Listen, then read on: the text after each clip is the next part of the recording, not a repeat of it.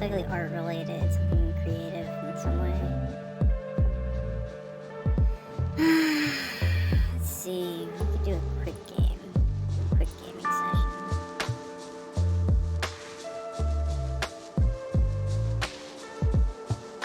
I don't want to jump right into a multiplayer game. I also don't want to go into a story-driven or adventure game.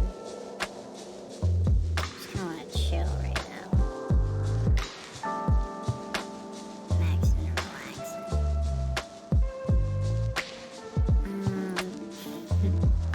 We can play one of my favorite games of all time while we watch something on YouTube, I guess. Let's see here. What's the weirdest? Okay, we got a few things. Survive in This and make it look. this. So if we go over here to history. Yes, that's perfect. Okay, cool. We're gonna watch this, then this, then this, and this. Okay. Just Oh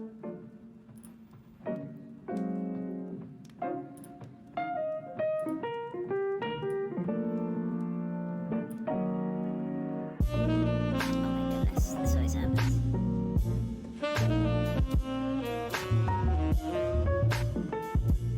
Oh my gosh.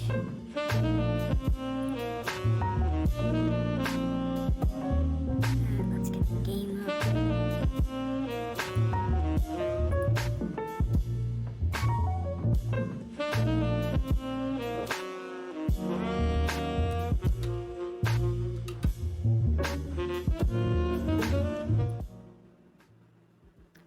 Forgot to put the music down. Though we are gonna play a very musical driven game, so let's get the audio in here. No, wrong one.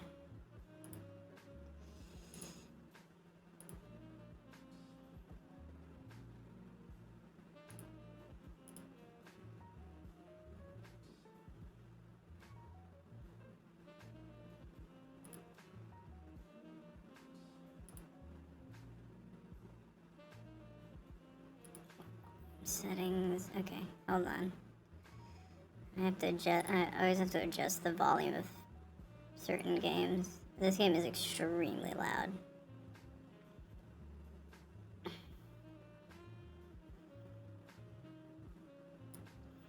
I want it to be just about the right volume as, or just about the same volume as the music right now.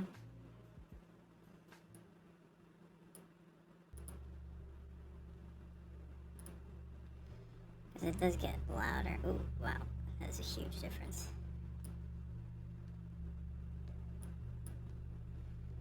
Alright, that's about as good as it's gonna get. Let's get the game play in here. This is a visual. This is a very visual game.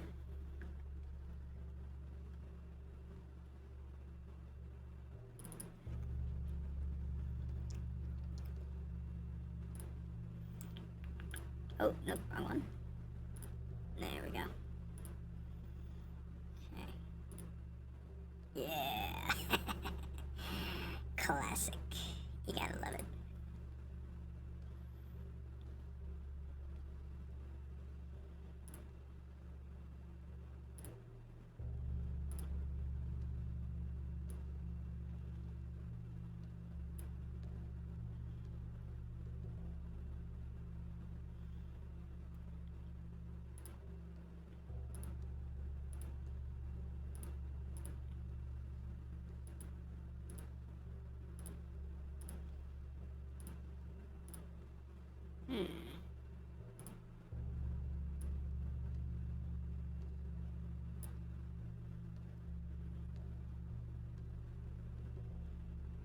Where's that other one?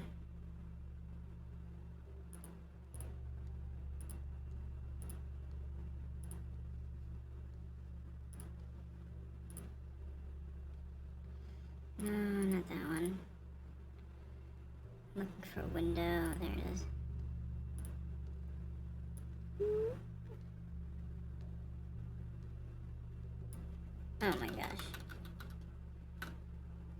Everything's gotta be aesthetically pleasing, please.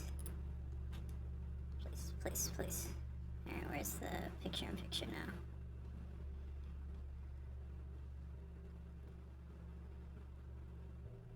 I just saw it a second ago.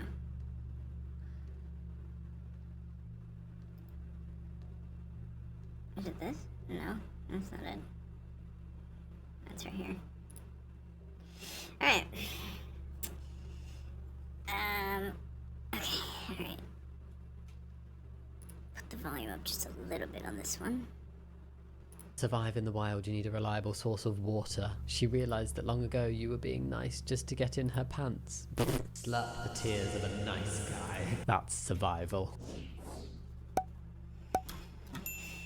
Oh my goodness. Hey Spuds, it's Jamie, welcome back to another video first on the wait a channel. I minute. don't know, but welcome either way. That was This a very is quick intro. I'm nuts. sorry, I hope you caught that, but I'm There glad we to have you here because today, I feel like I'm going to need some moral support because we're looking at the subreddit of nice guys. Those guys who are like, Yeah, but I'm a good guy. and they're really not, total buttholes. So we're going to have a look through it, some memes, posts, text exchanges of nice guys. Yay. Here I am 30 years later and still getting used and played by chicks. This nice guy still finishing last. It's the victimization for me. It's just the concept of like, it's gosh, never this their controller fault, doesn't never wanna their connect. fault. It's always about I'm a good guy. I'm a nice please, guy. I want to play Why do games. women not want me? There's probably a reason. There's probably something going on. If there's a pattern, look at the most probable source. The one joining feature, the one commonality in a pattern. Well, nice guys finish last. And that may be the issue. Veronica. What is a Veronica, like, in slang? Because I know what a Chad is. A girl who is in no way perfect, but beautiful in a unique Associated way. with indie Okay, fun. interesting. And I think a Chad is like a jock or something. So, Veronica is being stabbed in the heart by a Chad. Oh no. There's hearts everywhere. Veronica has a lot of hearts. Typically, you only have one, unless you're a Time Lord, and then you have two. 2 hearts.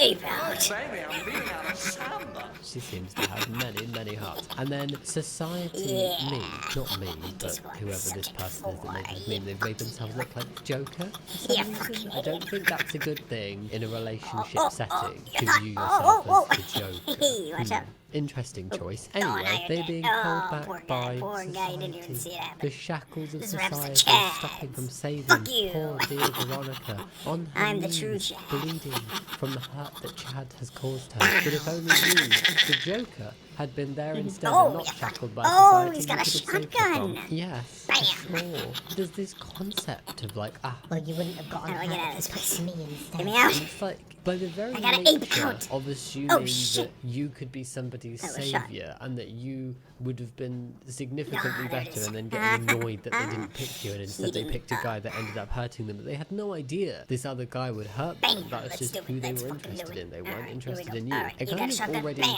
like he's proves dead the and you're point dead. of like we're not that good, are Break you? through this If you're and break through judging that. somebody Oh, and what you're was that? thinking like, oh, well, I would have sorry, been better. buddy. You weren't interested in me in a romantic way. Oh, You shit. should have been. It's a Oh, little you almost bit got me. awkward. Me trying was to that? explain Oh. that I'm actually a really good Yeah, that's person. right. I just got my heart broken when I was 14 by the love of my life, which made me into nonchalant, unlovable, manipulative, narcissistic, and uncaring person. What do I say about this Oh, shit, one? that guy's I feel explosive. like I'm not gonna talk about what a broken heart can cause and not cause. Let's not get into that. But what I would say is like I'm actually a really good person underneath the narcissism and the manipulation and the just complete lack of caring for other people. If you dig past that, I'm really a good person. as it maybe whatever caused those level 2. You behaviors, haven't died there yet. needs to be an acceptance that Come that on, 3. perhaps Come does on, not level really 3. make you the nicest person to be around. I don't think many people are gonna hang about for start the getting difficult. nonchalance and the unlovable. I feel like good maps get person bigger. and then all of those descriptions do not go together. Maybe they feel like they were a good person, like they used to be, and then something happened to them that made them a different way. what's wrong? But Oh, yeah, looks like this you're is like dead. epitome of Here's all the you ways almost I'm got not me. nice, but I'm a nice guy, really. please, if you make eye contact with me several times at the gym, then just come say hi. I promise Yeah. I'm a nice guy. That gives the really cringe vibes of like, I don't bite. Oh, You shit. can talk to me. That was such a thing like a decade ago or something. And I'm really glad I've not heard somebody say that for such a long time. And I definitely think it was a phrase that goodness. needed to die. Don't be scared to talk to me. I don't bite. No, I grab didn't it. think that you're a raccoon, Karen. Do raccoons bite? I don't know. Have I just labelled raccoons as being biters? I'm sorry. Yeah, if you make eye contact with me several times, oh, what if it was accidental? It feels a bit you're like savage. almost a demand. It's like, If we accidentally catch eyes a couple times, then just come say hi, you know, like, I'm nice. Where the hell am I? child behind Why is what this appears orange to gorilla be like an oven rack here? or something. That looks like an oven rack, right? Feminism. I don't know why I said feminism like that. Feminism is oppressing me. Modern society hates men. Ah, is it? It looks like a fridge tray. Is that a fridge? A fridge tray. Oh, You son there of is a a raccoon bitch. in this. The child is not You stay back. actually trapped, but just merely holding what looks like a cage in front of their face. What And is they're that? doing it to themselves. This very much gives me the same vibes as that meme where it's somebody riding a bike and they put like a twig in the spokes so they fall over and they're like, it's Use the your shield. fault. I love, and by love I mean hate, the attitude from some men where it's like, oh, Women's equality? Fuck. Women being treated with respect Shit. and fairly within society, and that's what they want? Oh my god, how is this oppressing me? This must be oppressing me. This equality must mean that actually men are now hated. why don't you just believe that? That's fine. If I act nice and be her friend, oh, putting on an outfit. Okay. Always listen to her and always be there. The wig. Agree to everything and be what she likes. Makeup. She'll fall in love with me. Full clown. Yes, what a full clown opinion. Is that a mouth in the final frame? With the last two frames, it looks very creepy. Just the black hot, I can't tell. I thought it was one eye, and then now it's suddenly looking like a mouth. And no, I'm a bit uncomfortable by this artwork. Yes, because being It is an nice to eyeball. somebody automatically means that you are all deserving of their love. That is why they are a clown. Eyes. Just eye. Imagine just getting that as a message.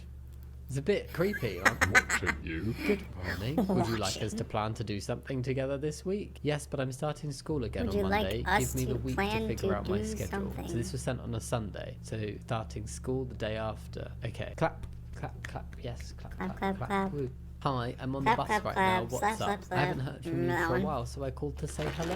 I'd like to invite you to lunch or dinner, depending on your time. But person in blue person said, give me the week to figure out my schedule. And they were given 3 days. That is not a week. Oh, lunch or dinner, depending on your time. Okay. Oh, hi, I started school again, so I've been busy with classes and a new schedule. Plus, I got really sick recently. We could try for next Saturday if you're It's because- interested. it's because I they're a want nice to guy. make It's because they're a sure nice I'm guy. well first. So it's Wednesday, so not the coming Saturday, the Saturday after, because next Saturday, because otherwise you'd say this Saturday. I'm sorry about this. I hope you get better as soon as possible. Yes, Saturday is great. Okay, I'm sorry. I'm not good at reading stuff like this. I'm already getting better, but to make sure I don't get you sick, it's better if we see each other next week, Saturday. Where are you planning to go? Okay. Dinner or lunch? Let's do lunch. What do you like? Let's go for Korean barbecue. Yes. See, picking food with friends or with anybody else can be a chore. And it's like, what do you want? I don't know. What do you want? I don't know. What do Oh, you come want? on. Well, I could do these things. Oh, well, I could do these things. Oh, well, none of them match. What shall we get? Wow, great. I would love to try it. Good morning. The most It usually beautiful never girl happens in to the me, 'cause world. that's Very my- strong. Good most morning. of the time I, Please send me like, the befriend a response lot of people and location. are very, Today like- we have lunch and your response has not yet arrived. wanna say Is considerate, but, everything like, okay. That's so formal. I feel like that could If I, be if a I note cook something, delivered they're by a gonna knight in they're gonna be medieval like, oh, times. hell Today yeah, we have alright, lunch I and your eat response food has now. not yet arrived. Just reading it from a scroll. Seems to always happen. Question mark. I thought I said next week. I mean,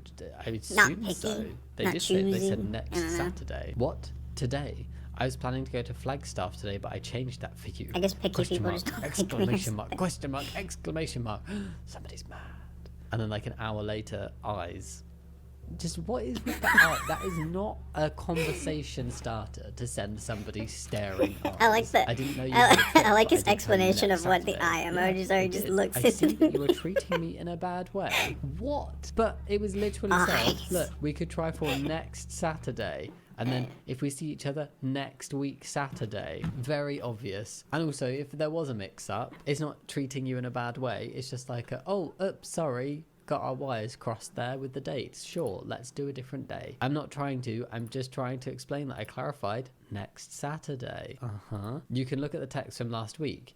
Don't be arrogant to me. I'm a wonderful and unique person, and it is difficult to find someone like me. I can't allow anyone to be arrogant What? over me, so it's all over. Thanks. All right.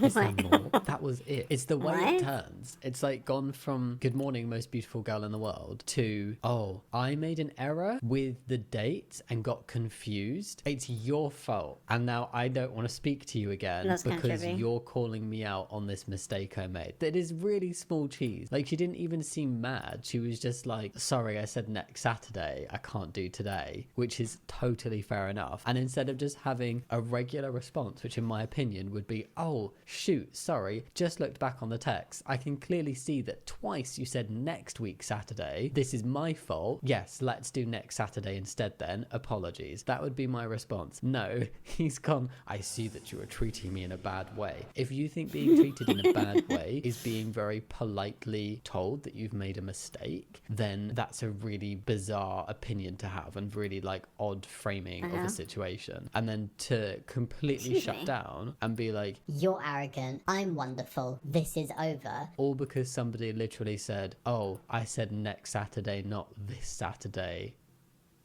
The escalation really gets me, and it's so concerning to think about, like, how would he behave in a situation where it was a more serious call out, or where there was a more serious situation going on, or he did something wrong on a larger level. I just feel like with somebody like this, you can never tell them they've made a mistake, and that is not the kind of person I would ever want to deal with. I think she dodged a bullet there, definitely. I mean, I was put Big off one. by just the eyes as a conversation starter, and then it got worse. We are still out there, ladies. Nice guys still exist, despite what some of you have done to us. Rescued a What? damsel in distress tonight, did the right thing when nobody was looking. This very much gives me the vibes of, I was nice to you, therefore I deserve whatever I want from you. Like, Oh, I held a door open for you. Why are you not returning some kind of favor? sometimes we can be nice to people without expecting things back in return. And that's just how things are. Wouldn't it be nice if people just offered you some generosity or kindness without then expecting a favor from you or something from you? And I like how it's the women's fault. Despite what you've done to us, despite the fact that you are absolutely shit, we're still lovely. We'll still rescue you damsels in distress, but then you will owe us.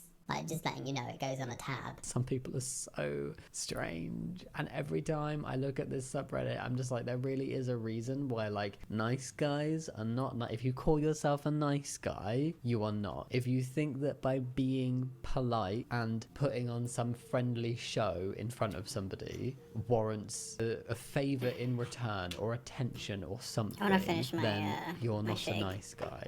You can just be a good person for the sake of being a good person. We're doing and freeform. not We're make doing- it we're a doing, means to an end. we're And then when doing you get that actual end, just you're chatting. no longer nice. I'm a nice guy.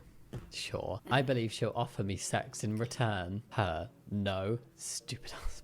That's exactly the concept I was saying. It's like they're nice until they either get what they want and are done with it, or until they're rejected, and then you instantly see what they're actually like. And it's like, oh, so the niceness was a mask to try and get with somebody in a sexual way or a romantic way. Point of the I mask think you're definitely not a nice guy if you do this. 3 sad faces.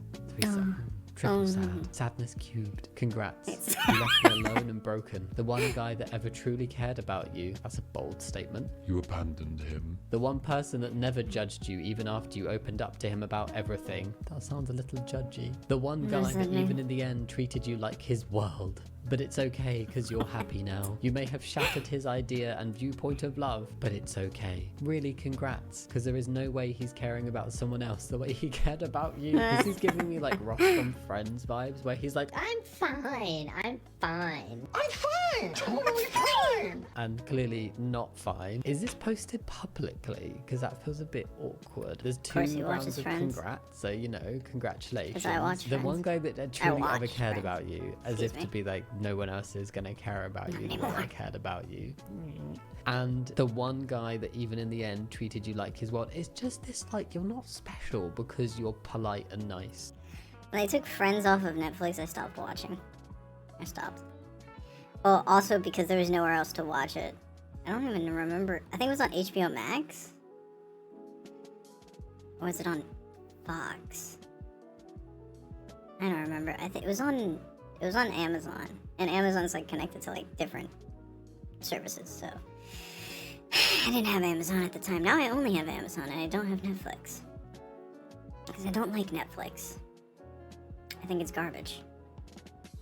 Because you're not even being that. Like, that's not the vibe I'm getting. But even if you were polite and nice and not misogynistic and you treated somebody respectfully, that doesn't mean that you are special. That's just like the bare minimum of being a decent human being. And it's not warranted to be like, I'm the one guy that treated you right, because I'm the only man in the world who's a nice guy and polite to women. Although, if you hurt me, I will then go on a public rant about it. Being a guy sucks. Try to do something nice, you're a creep. Don't do anything, you're worthless and selfish. Aha, fuck. I feel like if you're trying to genuinely do something nice, I've seen videos of guys be like, I was just offering to do something nice, and then I was labelled a creep. and it's like, but what you did was kind of overstepping. It's like saying, I just held a door open for her, and she called me a pervert. it's like, no, that's not happening, is it? You can do something nice for somebody, but there's a way to conduct yourself or certain things that are When within has that the ever realm of happened? like socially acceptable. And then if you go beyond The that, only then people maybe holding it's a doors bit open for me are. uncomfortable. It's like, Actually, that's not I true. followed her Sometimes all the people way open home doors to for make me. sure she got there safely. She didn't know. But I don't was like there until think the about very it. I'm end. just I like, kinda oh, that's freaked her out a bit, but kind, I was and then just I being move nice, on and with then my she day. labelled me a creep.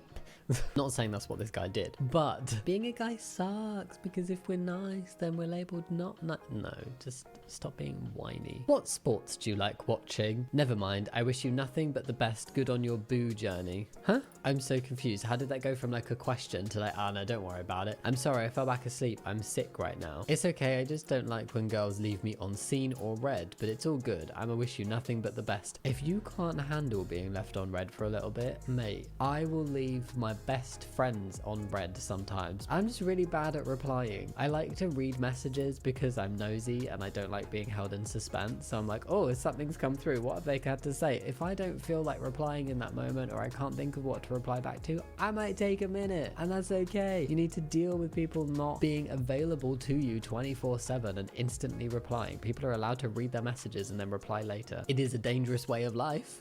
The amount of times I've just forgotten, but you know, if that's what you want to do. I didn't leave you on scene. I didn't see your message. I usually until don't woke forget. up, I usually, and like- I answered you then. I usually find like a place to stop in the conversation, like, oh, I have to go, or I have to finish this, or I'll be right back, is usually what I do. I like finding a healthy place to stop the conversation and then do whatever I need to do, then like continue with the conversation. However short the conversation would continue to be, you know, because depending on how long it takes me to do certain things, you know, like cooking and cleaning and taking a shower, all that house chores that I have to do like every day, just to, you know, after I'm done with like all that, then I'll respond and I'll be like, oh hey, like even if it's like super late and I know you're not gonna respond, I'll be like, hey, I finished all this stuff, and then like I'm like, you know, just in case if like somebody is awake at that hour, I'm like, hey, you know, what's up? And then if like they don't respond, I'm like, okay, good night. I caught you while you were asleep. All right. See you later. Had fun talking to you. Good night, I guess. I try to be polite when it comes to text conversations. I don't like texting very often. But only specifically because of my quote-unquote family. I just don't like texting them. But I kind of like texting other people because it's like I can get more personal with it. I can get more... It feels like I can text it. Like I can be myself, you know, when I'm talking to my friends compared to my very transphobic family. Just a lot, like a huge difference between the two. But yeah. And That's the way it so goes. she didn't even leave it red. On the app, it showed you did. Who gives a shit, dude? Let it go. I really didn't. I'm not the type of person to just not answer. Very few people talk to me as it is. Oh, okay. If I really hadn't read the message, I'd feel really gaslit at this point. I'm just like, hold on a second. But I didn't read it. Why'd you keep telling me I did? And I've clarified that I didn't. So why are you still trying to tell me that I did? Well, either two things are happening. You lying or you left me on red and didn't know it. This is the one thing you never want to do in a text conversation. Like seriously seriously like claiming that somebody is lying in a text conversation when there is just so many things. Like, I don't know if you know this, but statistically it is very difficult for human beings to like determine whether another human being is lying. Like, this is a proven thing in like criminal justice. It's very difficult to determine when somebody is lying. You know, even when you're in a courtroom filled with people that are trying to determine whether or not you are lying about a situation or not, it is so difficult. It is so difficult. We've tried to come up with means of trying to understand when somebody is lying or not by detecting their heart rate, the amount of sweat, their breathing, you know, all these things to determine whether or not they're lying. And still those methods come up short.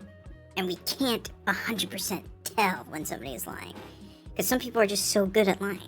So the fact that you can say definitively through a text message that somebody is lying is insanity, because they're not in front of you. You can't hear their tone. You can't see their face. You can't tell, certain like body languages, or like certain body language tells of like, oh, okay, they could be lying, you know, but that's all you're gonna get in real life. Through text, you're not gonna get anything. You can't really discern a lie from the truth from like a text message unless it's like a blatantly bad lie, you know, like, and you have evidence on the contrary, but that doesn't always happen. And in this situation, I would say that that's not what's happening. So this person's just going crazy because they just want to project, and they're lying by saying that somebody else is lying, you know, like that's a lie in itself by claiming that somebody else is lying, and that is something that happens a lot. Why is this such a big deal?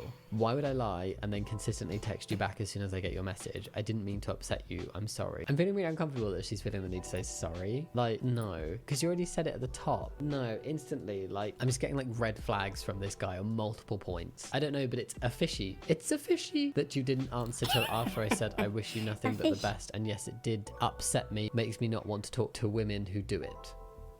What? Somebody sounds sensitive. I honestly didn't intentionally leave you on scene. I'm sorry for upsetting you. Well, you ain't the first to do it, so I just unadd them or blocked because I do nothing wrong. They still leave me on scene, so I don't care about people who do that because they're the ones whose messes up a chance of meeting a nice. So that's their loss.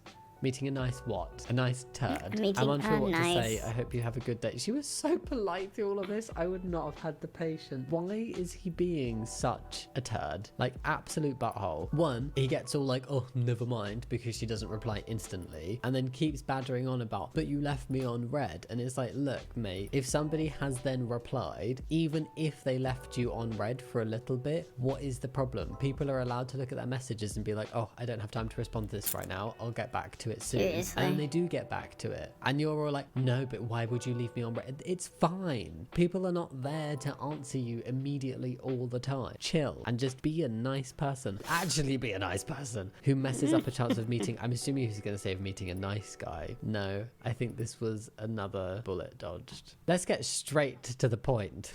I'm not, sorry.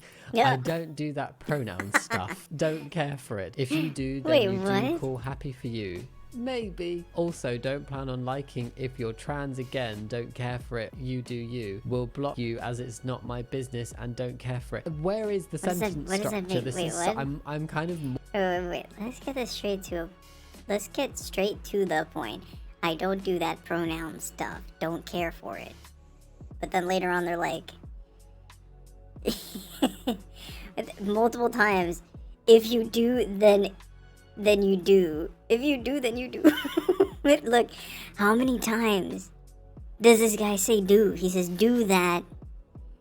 If you do, then you do. Like, do you. You do. You do. You. An English teacher would look at this and say, hey, maybe pull out a thesaurus, you know? Maybe go for a little more clever sentence structures. Maybe actually structure your sentence rather than just putting comma and then comma and then period. Like, you're not making a list here, buddy. That's what commas are for. You're not making a list. You're not listing things out. You're just using commas where you should use periods, you know? or some other sort of punctuation. you know? But don't, like, come on. You're using a comma like a period, and it shouldn't be used that way. And you're also using, like, you're using the, oh, I mean, I know that these are phrases. You do, if you do, then you do. Like, well, that's not really a phrase, but you do you is a phrase. But it's a very ugly phrase because it's like, it's lazy. You know, you do you. It doesn't sound very, like, smart, you know? Well, you do you. What does that mean? You know, like, you do whatever you do. Why not say that? Or, you know, you can feel however you want. Or you may do as you please. You know, like, you could use those rather than you do you. Like, it sounds like it sounds like it sounds like its own word. You know, and I think that's what most of these freaks do, is they just don't, like, think about how they structure sentences. More annoyed at the It's lack really of grammar annoying. and the difficulty in reading this than I am at what he's saying. No, I'm You do you just sounds it just sounds ugly. Anyway, I'm a nice guy. I'm a nice guy. Besides the bio, no point in lying. there's more. If you don't like the truth, that's cool. I love the truth and don't not care if you're hurt. And then here we go with the... Look, I'm not a linguist, right? So I can't really say for sure, like, I don't know what this is. But the repetition of that's you is meant to, like... It's meant to, like, emulate, like, somebody kind of saying something nervously, like, that's you, you know, like... But that makes sense when people are, like, saying it in, like, a show or something, you know, when people are saying it. When you write it down, it sounds crazy. Like, he's not writing a script here. He's writing... But that's the thing, is that these fools think that they're writing scripts for people to read out. So that people can understand their, like, mindset. Like, oh, if I write this out like a script, then people could truly understand, like, my mindset, as if I'm some sort of director or some sort of authority figure on this subject. Like... God, you just sound stupid. Over a Welsh sheet, who cares? Okay. Don't drink, smoke, rave, clubbing, hate crowds. Don't hate crowds? Don't hate crowds. Don't drink. Don't smoke. Don't rave. Don't clubbing. Don't clubbing. Don't go clubbing. You should have just said, you should have put go. Don't go. Don't go drinking, don't go smoking, because if you're going to put the ing at the end, you might as well do that for the rest of the words, because then clubbing just doesn't, don't clubbing doesn't make sense. So you would put don't go, colon, or wait, is it colon, or... Anyways, you put don't go drinking, don't go smoking. I know, I'm getting real on the grammar thing. But come on. This guy's got 3 brain cells and he can't even figure out how to fucking speak English. Come on, dude. Don't go drinking, don't go smoking, don't go raving, don't go clubbing, and don't hate crowds. You see, it's this last one that's not really making sense. What does he mean? Don't hate crowds? Does he mean that these are his don'ts? He doesn't smoke? Why not put don'ts? Or, yeah, do nots. Like, I don't drink, smoke, rave, club. You could have put go here, go clubbing, and I don't do crowds. We already know how much you love the word do, so you could have just put don't do crowds, like isn't saying, like, in a slang term, like, I don't like being in crowds of people. You could have done that. You see what I mean? It's like, you don't care, is what I'm saying. hate crowds. I'm confused. Honestly, this says 2 miles away, and that is significantly too close. Get further away from this man. This is Run. awful. I'm a nice guy, but I'm transphobic.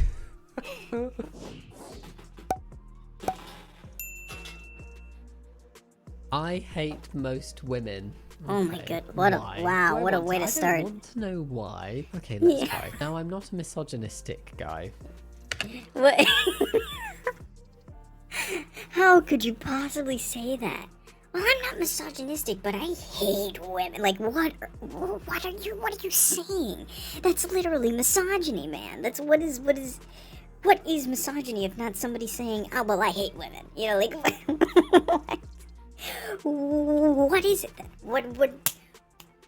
What are you saying? Like, I'm not homophobic, you know? Like, it's the same rhetoric. Like, I'm not homophobic, but I can't stand gay people. You know, like, that's crazy.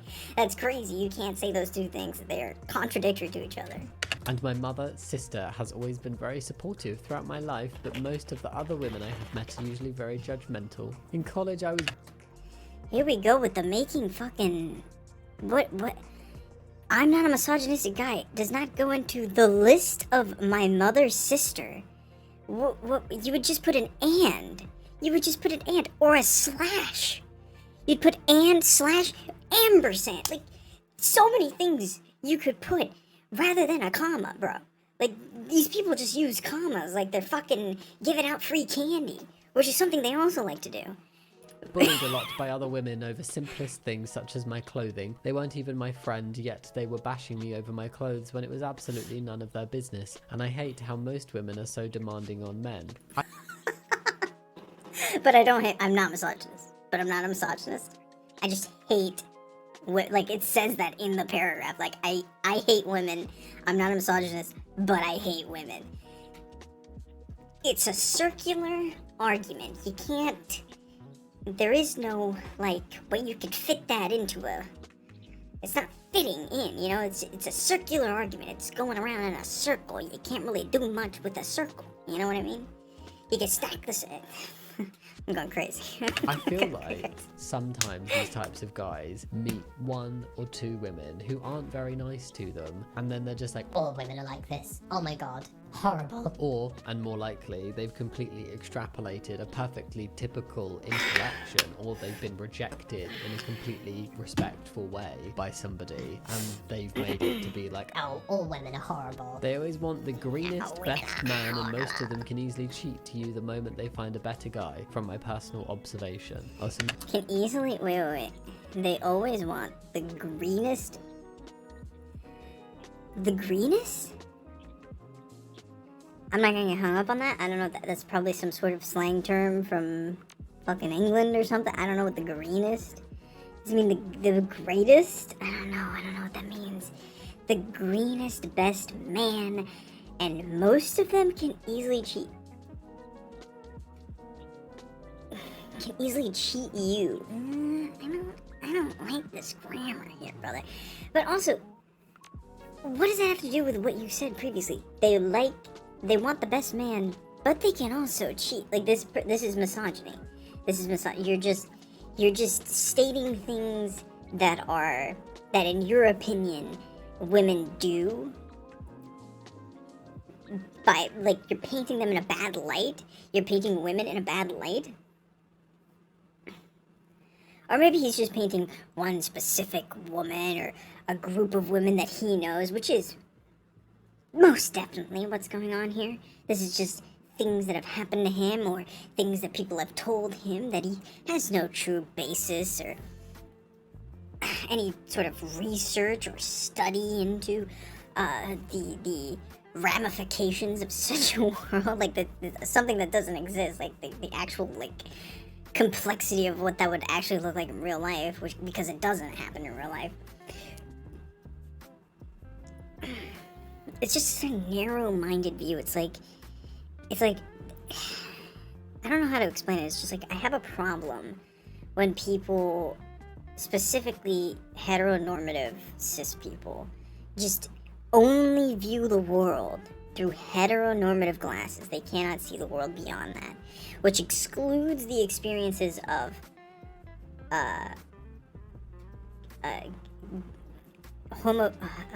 homosexual cis women, homosexual cis men, trans women, trans men. It just excludes so many different groups of people that would not fall under these people's mindsets of how the world works. It's a lot of those, like, influencer bros that, like, do street interviews. They ask these questions that, if you think about it for a second, and you think about the greater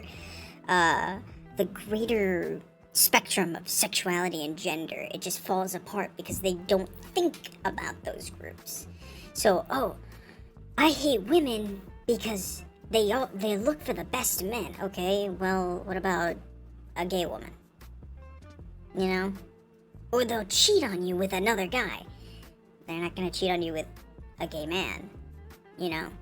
Like, they just don't think about it, you know? And it's not like that's a thing. But it's like, I don't know, it's just like the way that they write it, the way they talk about it, they are excluding, and this is something that is so prevalent, is it's just this exclusionary language that cis heteronormative people can only talk about other cis heteronormative people. And thus, when they talk about it, they have free reign to just drag these people through the mud and make them sound like awful, disgusting, deprived people, which they might be. But that doesn't mean that you can use these experiences that you have as a monolith for other people in the world that you've never met. Thus, you cannot extrapolate said data upon those people or from those people because, again, you've never met them, you don't know who they are, you don't even know if they exist. That's the whole thing here, guys. There's so many people in the world, there are people that you don't know exist. If anything, there are more people you don't know exist than you do know exist. That's just how it works. Now, you may think, oh, well, I know that there's people here, and I know that people live in this country, and this country has this many people in it. You don't know those people. You don't know what they're doing. You don't know their daily lives. But you do know the lives of your loved ones, your friends, your family, you know? But you can't say for sure what kind of bed somebody in the other side of the world in a completely different country from you is sleeping in. You don't know what time they get to bed, you know. You don't know what they ate that morning. You don't know how they feel that day. These are things that just... You do not know these people. They do not exist in your world, thus you will never know them. And there's millions and millions of people that you will never truly know they exist. And that's the crazy part. That's the insane part, because these people use people as monoliths for entire groups of people that they will never know. They just use these people as monoliths, and you cannot use a single person, anecdotal. You cannot use anecdotal evidence as a monolithic culmination of ideas. You know, this is not how it works. Maybe he was cheated on and is just completely jaded. And I'm not excusing the way he's talking. It's just potentially his own reason for doing this, even if it's not justifiable. Another thing that I dislike about most women is their back talking. That instantly got way more uncomfortable. I've once told by a What friend does of that mine that a girl in the mean? class has said that I look like a frog, literally. Okay, yeah, sorry, dude. You're the perennial loser. Like, what do you want? What do you want people on the internet to do? You know, like, what are you looking for on the internet? I'm sorry, you're the perennial loser, and nobody around you likes you or thinks you're cool or anything. Like, oh no, my bad. I'm sorry. Like, what? There's nothing I can do to help you, man. Like, the only thing that we can do is tell you to help yourself, bro. My friend, my other human, the other human being, please understand, I cannot physically change your appearance. I'm not a surgeon. I can't do plastic surgery. Okay, I physically can't do anything to help you when it comes to your face looking like a frog. Like, I don't know, maybe get away from the person that's saying your face looks like a frog. Like, just stop asking for pity and fucking do something about it. Fucking do something, you know? Stop just sitting on the internet saying, oh, well, I have this problem, this problem, this problem. Go talk to somebody that's qualified, not some random person on fucking Reddit or some shit like that. I don't know where this was posted, but come on, dude. There's so many things you could do before going on the internet and being like, well, actually, I think of this, this, and this about myself, and it's actually unfair that this person said that this, and this is actually untrue, or that I'm ugly, or that I'm fat, or that I'm this, or that I'm that. And it's like, just shut up. Just shut up. Get help. Please. Oh my goodness.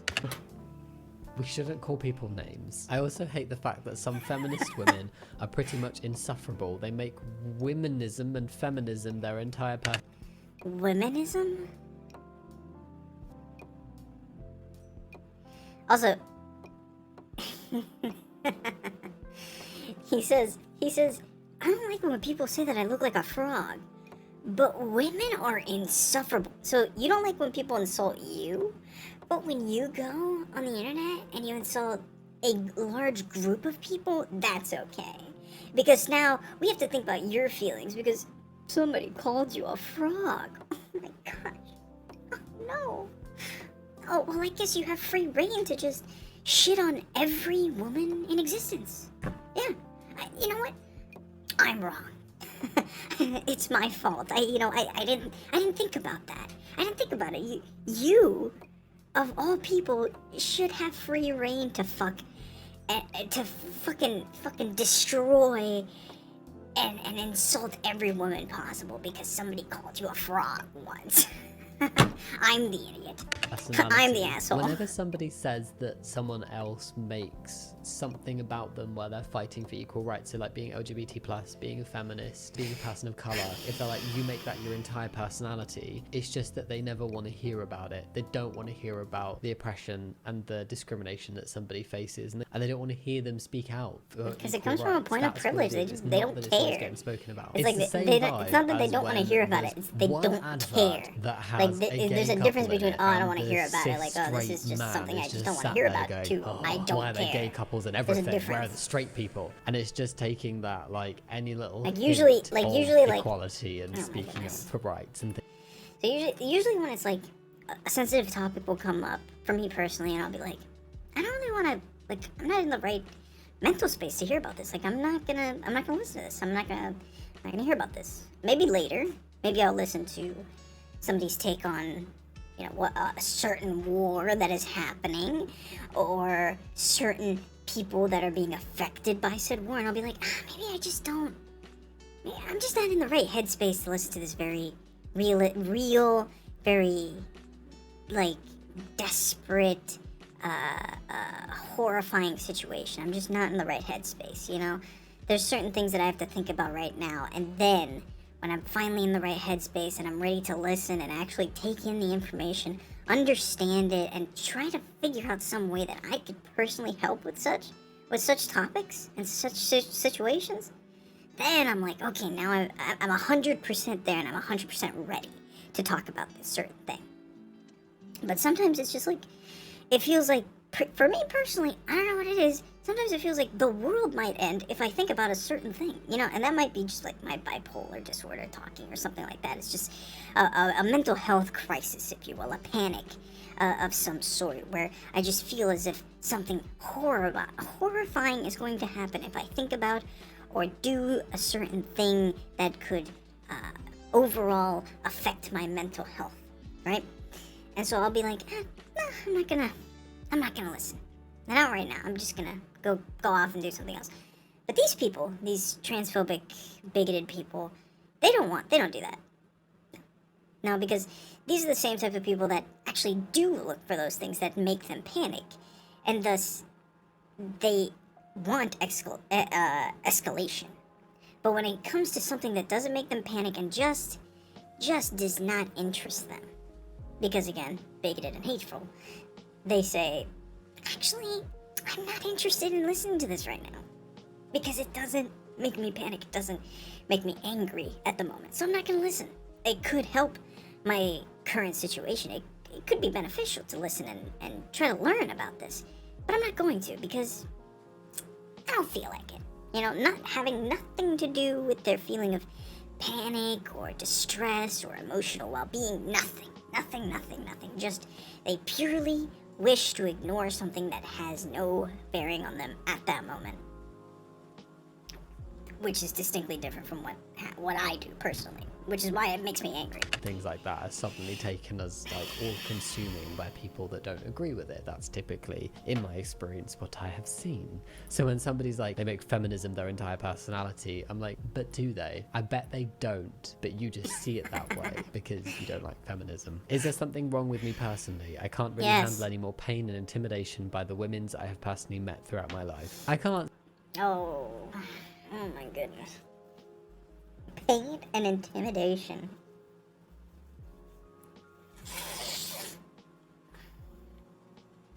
Yeah, nothing like a cis man going off about how he's intimidated by women. And I don't want to put out this idea that these alpha bros will put out all the time, where men that are intimidated by women are seen as lesser. They're seen as like they're betas, you know, like shit like that. It's like no, it's not that I think that this guy's a beta or some sort of like weirdo or something, you know, whatever it is they mean when they say that. It's just like, this guy has more problems than just he's intimidated by women. And it honestly, it probably stems from something that has nothing to do with women. Because that's usually how it goes with most mental health cases. It's not a specific group of people that could cause the case. For some cases, yes. A specific group of people could cause it. A specific person could definitely cause it. And that person will be part of groups. And those groups cause problems. But, I don't know, something as vague as women make me scared. It's kind of crazy, you know? It's kind of crazy. You know, there's always the current argument right now is like, oh, who would you, like, for women, you know, specifically, it's like, whoa, would you rather be with a man in the woods or a bear? You know, it's like, or would you rather be alone with a man or a bear? And it's like, yeah.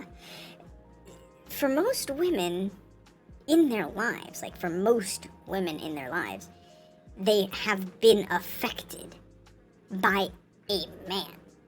And that is why they would, like, choose the bear, you know.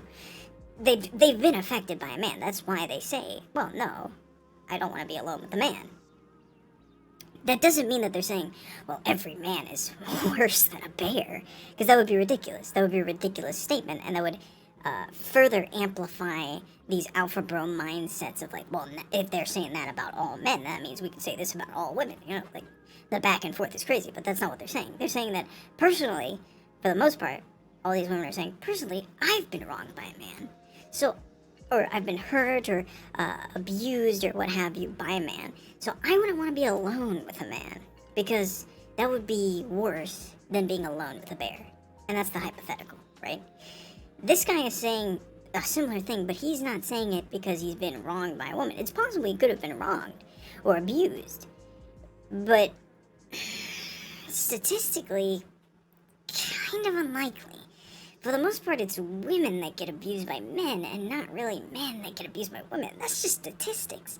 It's possible it could have happened, and he would be an edge case, really. But at that point, we'd have to deal with certain things with mental health, and it has nothing to do with changing how women interact with people in public. Because society has trouble doing that with men, you know? So it's like, that's something we should focus on. The changing how men interact with people in public, you know, specifically in the violent kinds of ways that they interact with people.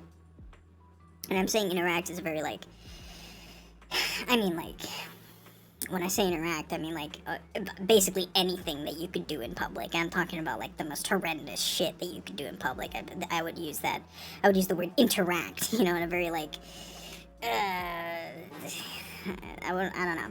Anyways, my point is, right, is that, like, this guy he's not in the same class as women who would rather be in a room with a bear. You know, like, yeah, he may be intimidated by women, but maybe he should just go to therapy and figure out what he's really intimidated by. Is, like, social interactions or judgment. You know, those things are kind of a little more easier to pinpoint than, well, I'm just scared of women, you know, like, there's a difference, you know, because most of the time, it's very complex. can't speak for the experiences he's genuinely had with these women. Exactly, But yeah, there's definitely a lot of like painting everyone with the same brush. Say he did have some bad experiences. Say he was cheated on in the past. Yeah, this is what I was and trying some to get people at. have called him names. That doesn't mean that everybody is going to cheat and call you names. The bit that like really makes me very uncomfortable is the whole thing about most women is their back talking, and it's like, does that mean that you just want a woman who's quiet and doesn't speak back or stand up for herself ever? Because that's the vibe I'm Quiet, getting. never And says then anything, also the stays bit in her about place. Like, that's the feminist kind of women are shit he thinks about on a insufferable because daily they make basis. feminism their entire personality, and it's like, that's highly unlikely that every woman he's met who's a feminist is incredibly vocal about being a feminist. And even then, I've never met someone where feminism is their entire personality, but I have met people who are very and rightfully passionate about it, and passionate about speaking up for women and women's rights and women's equality, because there's still a way to go and it's necessary. And if you are against that and that makes you feel uncomfortable, then that's a you problem. So there is possibly something wrong here. Very nice That's what I was pics trying and to get at. smile. I was sitting at the red light so long looking at your pics, the light turned green and I was still sitting there. Okay. I mean, a red light isn't that long. All you had to say was that you weren't interested, but you chose to read and ignore my message. I hope God judges you for your does he mean conceited behavior? I hope God judges you because you didn't reply to my mildly creepy message. Since you think you're too good for everyone, I hope you're in a house fire or car accident and your face burns beyond Oh, recognition. wow, I decree and declare nice. judgment upon you. And he'd still say he was a nice guy. That's incredibly uncomfortable, though. That This was is on a different weird. level to the other ones. I mean, that's a we've read death so threat far. right there. This person is unavailable on Messenger. I would block them. If they didn't block me, I would be blocking them. That is vile. I decree and declare judgment upon Well, him. I'd that block he shall anyways remain because single forever. Well, hopefully. At any point in time, God, he I could really hope so. unblock At least and say then something when get you back in match, contact. But if dot, you dot, dot. block In the today's blocker, women's then world, they can never get back in in today's contact. women's world, I think this is another feminist hater. I expect a bit more proactivity and less attitude. I love the That's feminist so hate. passionate. That sounds like you're speaking to a child who It's is just refusing so to like do their blatantly chores and is like, being okay, you're snarky about you're it. just Why did openly we being match misogynist. exactly? And when I have the decency to initiate contact and ask meaningful questions, I am met with an attitude that screams regrettable life choices. So what, is it a regrettable life choice to not date the man that is coming across patronizing towards women and anti-feminism, and who thinks that it requires some kind of like I had the decency to do that. I deserve a response. the entitlement in these men? Oh my god. Might get Hinge, LMAO. Not trying to come off like a rude person here, right? But yeah, best bet is in person. You're a girl, you're not bad looking, you'd find someone, get off dating apps. It's all toxic. I have to fake being a bad boy. Nice guys get nowhere. What? Yuck. Yeah, yuck. You pulled out the Don't nice worry, buddy. guys, You're not a honestly. nice I don't guy. remember asking for your opinion on this topic. I like that. That I have to fake being a bad boy. I need to fake being a toxic, misogynistic. It's like, you're not asshole. faking it, buddy. Because nice guys don't get anywhere. Oh no no no! It's not that I'm actually a toxic, misogynistic asshole. Although thinking of it, I can't Actually, actually remember when wait. it stopped being an act. It's just like, you're not actually a nice guy, though, are you? Not like a nice guy. You're not Oh just my like a goodness. legitimately good person. If you're like, I have to fake being a bad boy. Bad boy? How do you even do that? And I said, like, I'll be honest though. Growing up, I thought I was a quote unquote nice person. I use the gender neutral term. But then I figured out, no, I'm not. I'm not a nice guy. I'm just a trans woman. I just appreciate, femininity compared to like a cis man who thinks of it as like some sort of alien planet filled with like customs that are just unknown to the normal cis heteronormative man.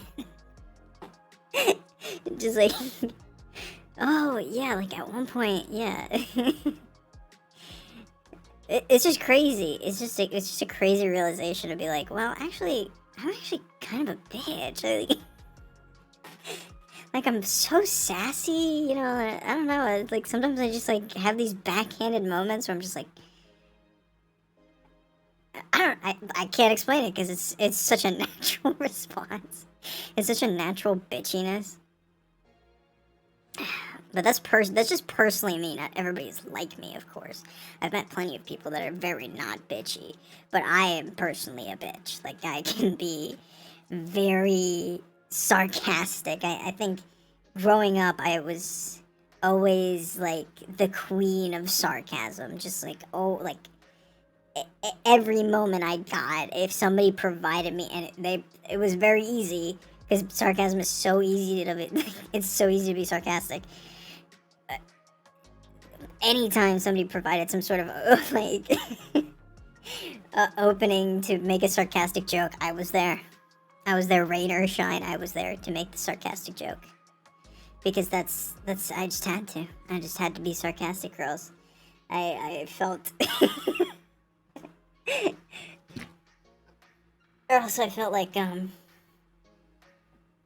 felt uneasy. I felt like not myself, you know, like I really needed to say something like snarky, you know? That'd be a good word to describe myself in like high school, just snarky. Just like always coming back with some sort of weird, and it always got a laugh every time. Like people, but it wasn't like it wasn't like laughter, right? It was always like a snicker.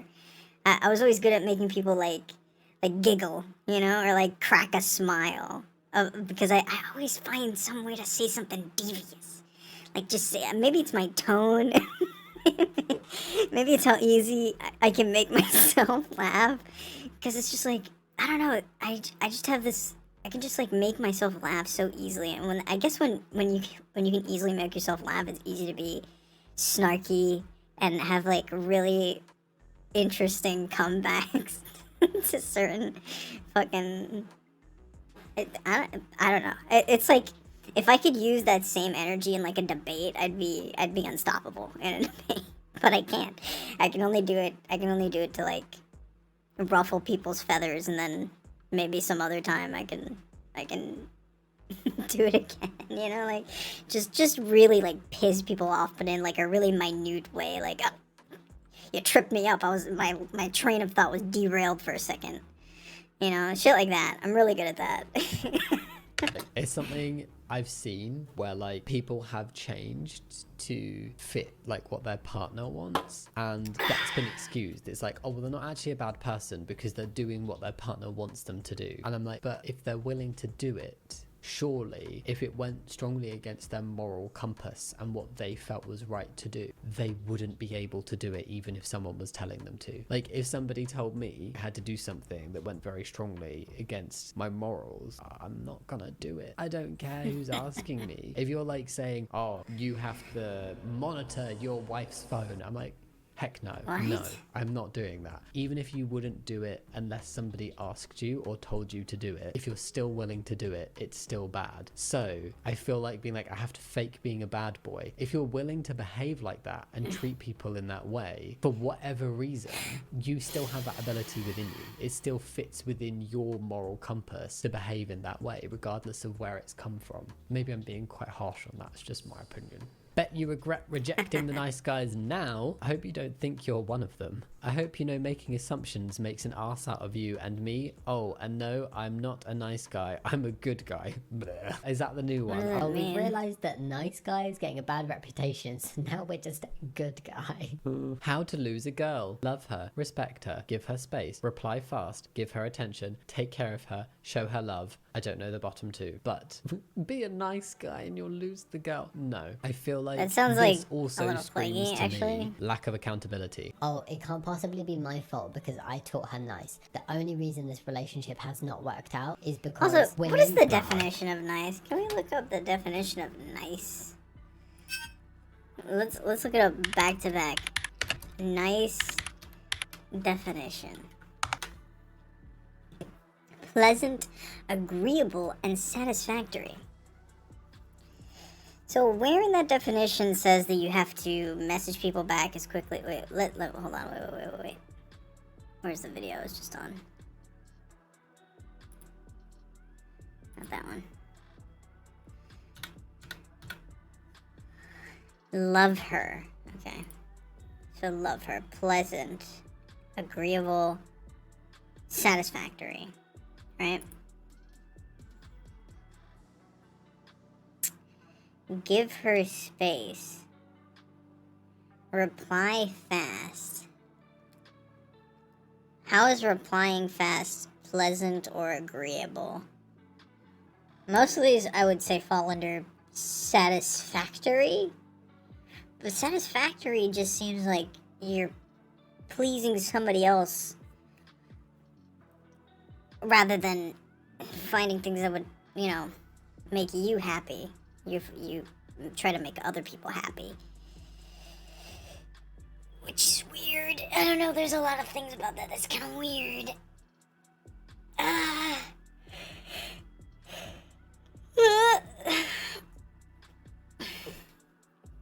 Give her attention.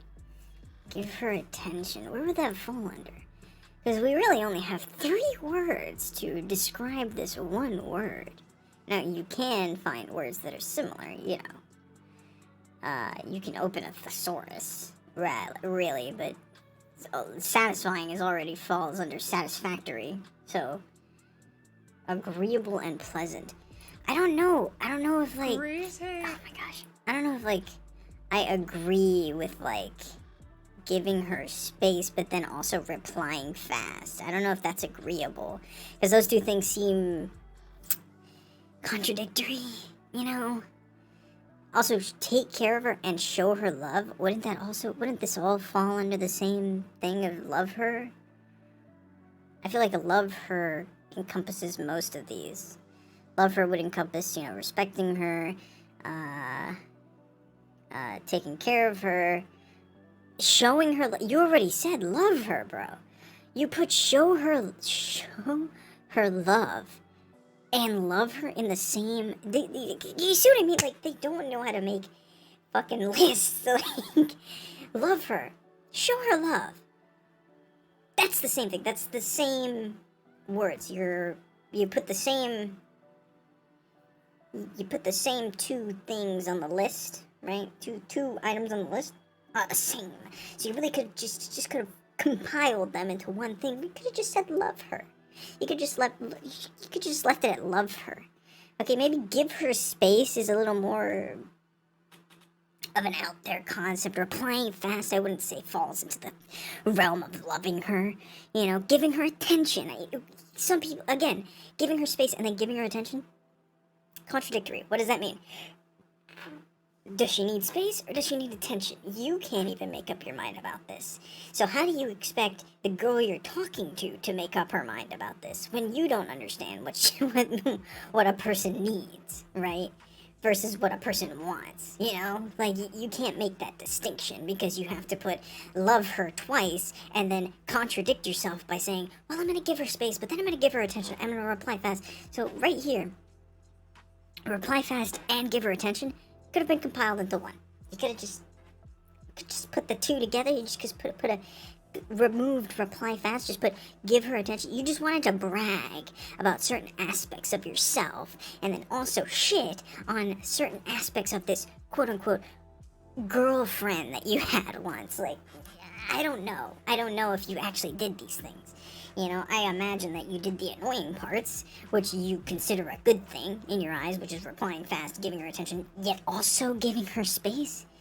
It's annoying. That's annoying. You're not respecting her at that point, so why did you put respect her up there? You see what I mean? It's like, it's contradictory. And when you contradict one thing, it starts to like a domino effect. It all falls down. And you start to really notice the cracks in the,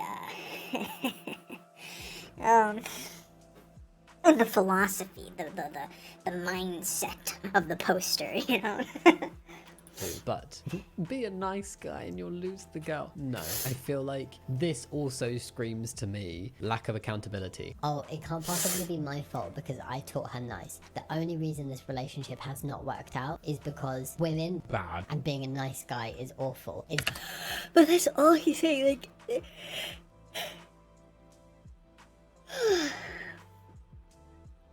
Jamie is literally putting to words this guy's internal monologue over this random girl.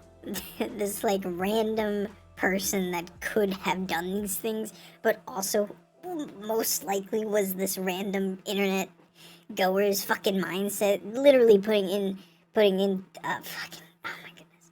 literally speaking the internal monologue that this person had. It's not got any other. There's nothing else going on here. It's literally anybody else's fault but the nice guy's fault. You can be in a relationship with somebody and you can love somebody and you can be really loving and attentive and respectful towards them, and it still might not work out. It doesn't mean it's because you were a decent human being. It's just that the relationship didn't work. Maybe they weren't a nice person. Maybe you just weren't right for each other. Maybe you weren't really that respectful. There's lots of different reasons, but for these guys to just always automatically victimize and be like, It's because I was nice. The thing wrong here is being nice. it's not. Bye, Thomas. F my life. Okay, today, after years of trying to get with my best friend, whom I've loved for years and years, she's... I'm sorry.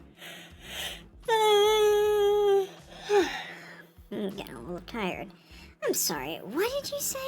Today, after years and years of trying to get with my best friend, whom I have loved for years and years. Thomas? We talked about this. We talked about this at the beginning of the video. You're just reusing words. It's positives on top of positives. You're trying to multiply words, and it's not working. It doesn't matter how many years you put in. You might as well just say, I've been pursuing this person for... Pursuing sounds weird. I've been lusting after this I've been interested in this friend for, let's say, 3 years. Because you put years and years and years. I mean, they're literally right next to each other. Today, after years of trying to get to somebody I've loved for years and years, it's like you don't need to put that. Just say, hey, I've been trying to get with this person for multiple years. You know? Like, just say that. Don't say years, years, years, years, years. Like, at some point, the word loses meaning. Like, I'm looking at the word years, and I'm like, okay, this is just a bunch of letters. You just put a bunch of letters together, and you decided that I need to prescribe or fucking define a meaning for these things because they're put together in this order. It's like, come on, dude. Come. Years is nothing without ears. So why don't you listen to this, Thomas? Stop using so many fucking repeating words and get a fucking thesaurus. These fucking idiots don't know how to use a fucking thesaurus. still won't get with me and would rather go back to her abusive narcissistic ex who talks mad shit on her and treats her like shit. Okay. Oh my gosh. Oh my gosh. Oh my gosh. This is such an r/nice guys thing. r/fucking tip fedora of my fucking asshole. Listen. If you see somebody in in what you would categorize as an abusive relationship, and you wonder, I like that person. Why aren't they with me? I mean, their partner treats them like shit. This is kind of fucked up. It is fucked up.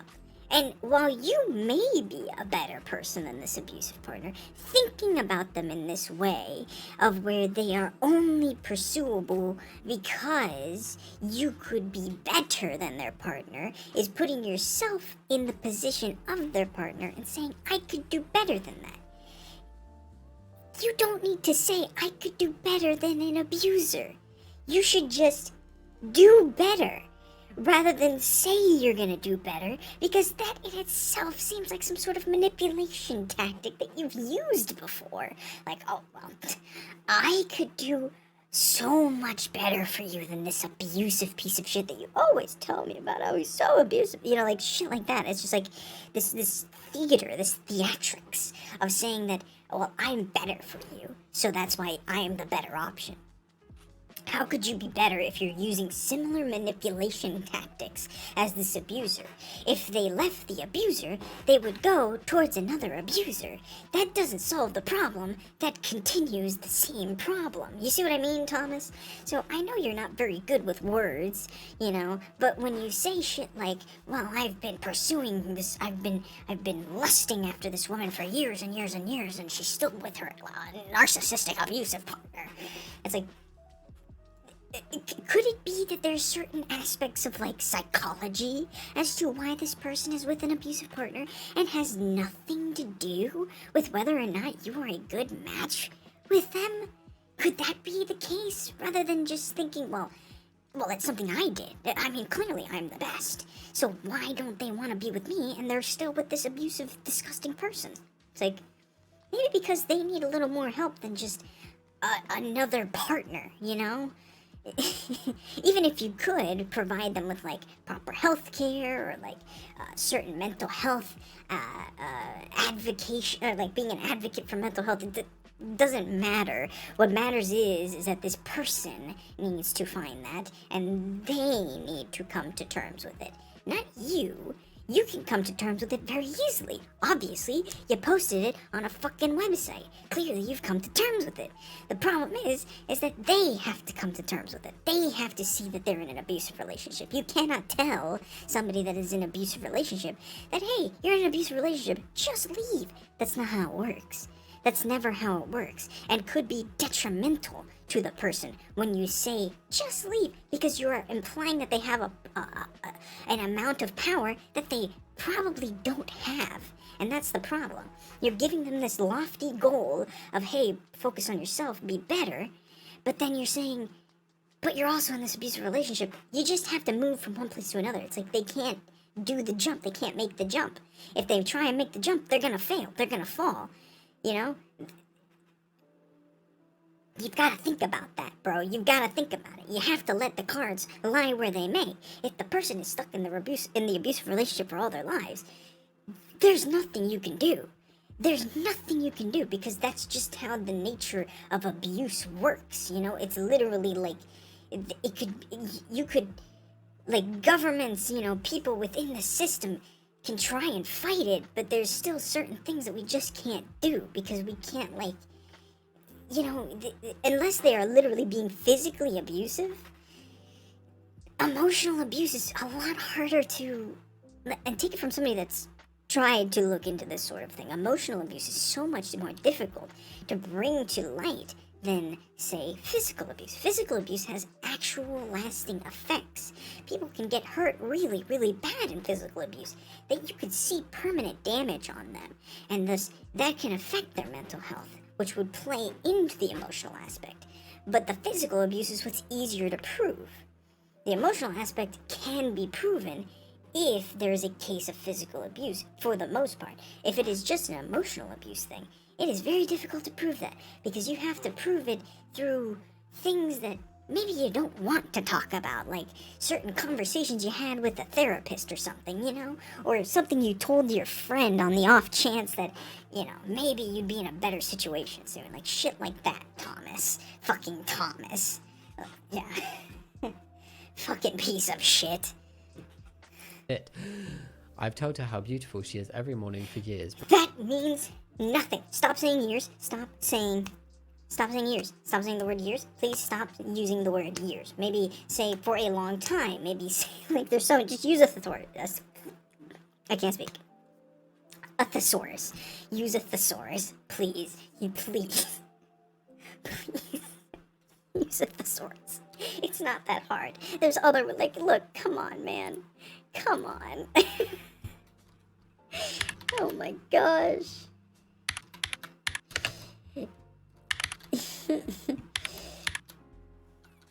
Look. Synonyms for years. Dates, time, periods, eras, ages, stages, centuries, epochs, decades, generations. You could say any of these. You could say, I've gone through a lot of time, time and time again. Periods now, ages, stages between this and that. From this date to this date. You could say any of these rather than putting years in your fucking paragraph 4 fucking times. Did you learn nothing from your English teacher? Maybe if you learned a little thing from your English teacher, you'd be better at talking to people, so that maybe you didn't have to just say, oh wow, you're so beautiful today, every day, and saying that, well, that's better than the narcissist abuser. You know, like, come on, dude. If all you're saying, and I'm just taking it with a grain of salt, if all you're saying is she's beautiful every morning, that's not really gonna fix her problem with an abuser, you know? You're just being supportive friend, but you're not being, you know, you're saying, you're being nice, but you're not providing solutions. So being nice is great. You know, being empathetic is great. But it's even better when you can provide a solution. It doesn't matter, like, whether or not they take your suggestions for your solutions. It doesn't matter. The point is that you've tried to provide solutions. It is better to provide solutions than to just say, well, I hope you feel better later. Oh, I hope your day gets better. Well, I'm sorry to hear that. Gee, I'm sorry, friend. I hope your day gets better. Rather than do that, Thomas, you say, well, what about this? Well, maybe you could do this. Have you tried this? This, or that. Like, that is how you could do that for, you know, any of these situations.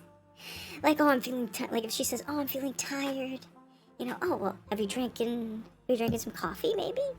Maybe taking some vitamins, some B12, usually gets people up in the morning, you know, provides solutions. You know, maybe she hasn't taken her medication. Remind her, say, oh, have you taken your medication today? Shit like that. Just stuff that provides a helpful outlet to cultivate ideas, to create a more sustainable environment where ideas can grow and shape your daily life, rather than just like, well, I hope you get better. Like, you know, fist in the air, like, oh, I hope you get better. Oh, darn, I hope you get better. You know, like, rather than do that, just say, hey, maybe you could try this or that. It's not that dumb. It's not that hard. I do it all the time. You should do more. If you haven't done that yet, friends, and you haven't done that for your friends, try it. It makes the conversation, like, you can have a longer conversation. You have more in-depth conversations. Just try to help people, rather than help people and give them solutions, rather than just hope that they get better. Because, you know, like, two minds are better than one. So if two minds are working on the solution for one person, you're gonna get so much more done than if you just say, well, I hope you figure it out. You know, because then that person, they may not figure it out. And they were kind of hoping that somebody would provide some sort of solution. And that's the problem. That's the problem, Thomas. You're not a man that likes solutions. You're not a man that looks for solutions. You just look for positivity. But that's not always a solution, is it, Thomas? But won't give me a try. Nice guys never win. FML. I mean, it does sound like it would not be the best option for her to go back to an ex who is abusive and narcissistic. That's not nice, and nobody deserves to be with a partner who treats them in that way. But it doesn't mean that you are therefore deserving. If somebody does not see you in that way, it does not matter how nice you are, how long you've known them, how many times you call them beautiful. You are not deserving of them. They do not owe you anything. They do not owe you a relationship. They do not owe you not being with other people and being with you instead. Be nice because it's nice to be nice. Don't be nice because you think it's gonna, like, get you into somebody's bed. That's just... Yeah, literally, oh my goodness, I say this all the time. Okay, and I got this from a great person, very kind-hearted type of person. Love that requires reciprocation is not love. Meaning, love should be an endless resource, an endless renewable resource that never runs, like, endless meaning it never runs out. And you can give as much love as you have, all the love you have, to everyone. That is the only way the world can change. Because if we gatekeep our love from people who you claim don't deserve it, you are only propagating hate and bigotry that can be then taken, learned from, or emulated, and crafted into a different form. Because it is always the same. Bigotry never changes. It's the same thing. No matter who is being persecuted, it is still, we still use the word bigotry to describe said thing. do not ever ask people, do not ever request, how do I say this?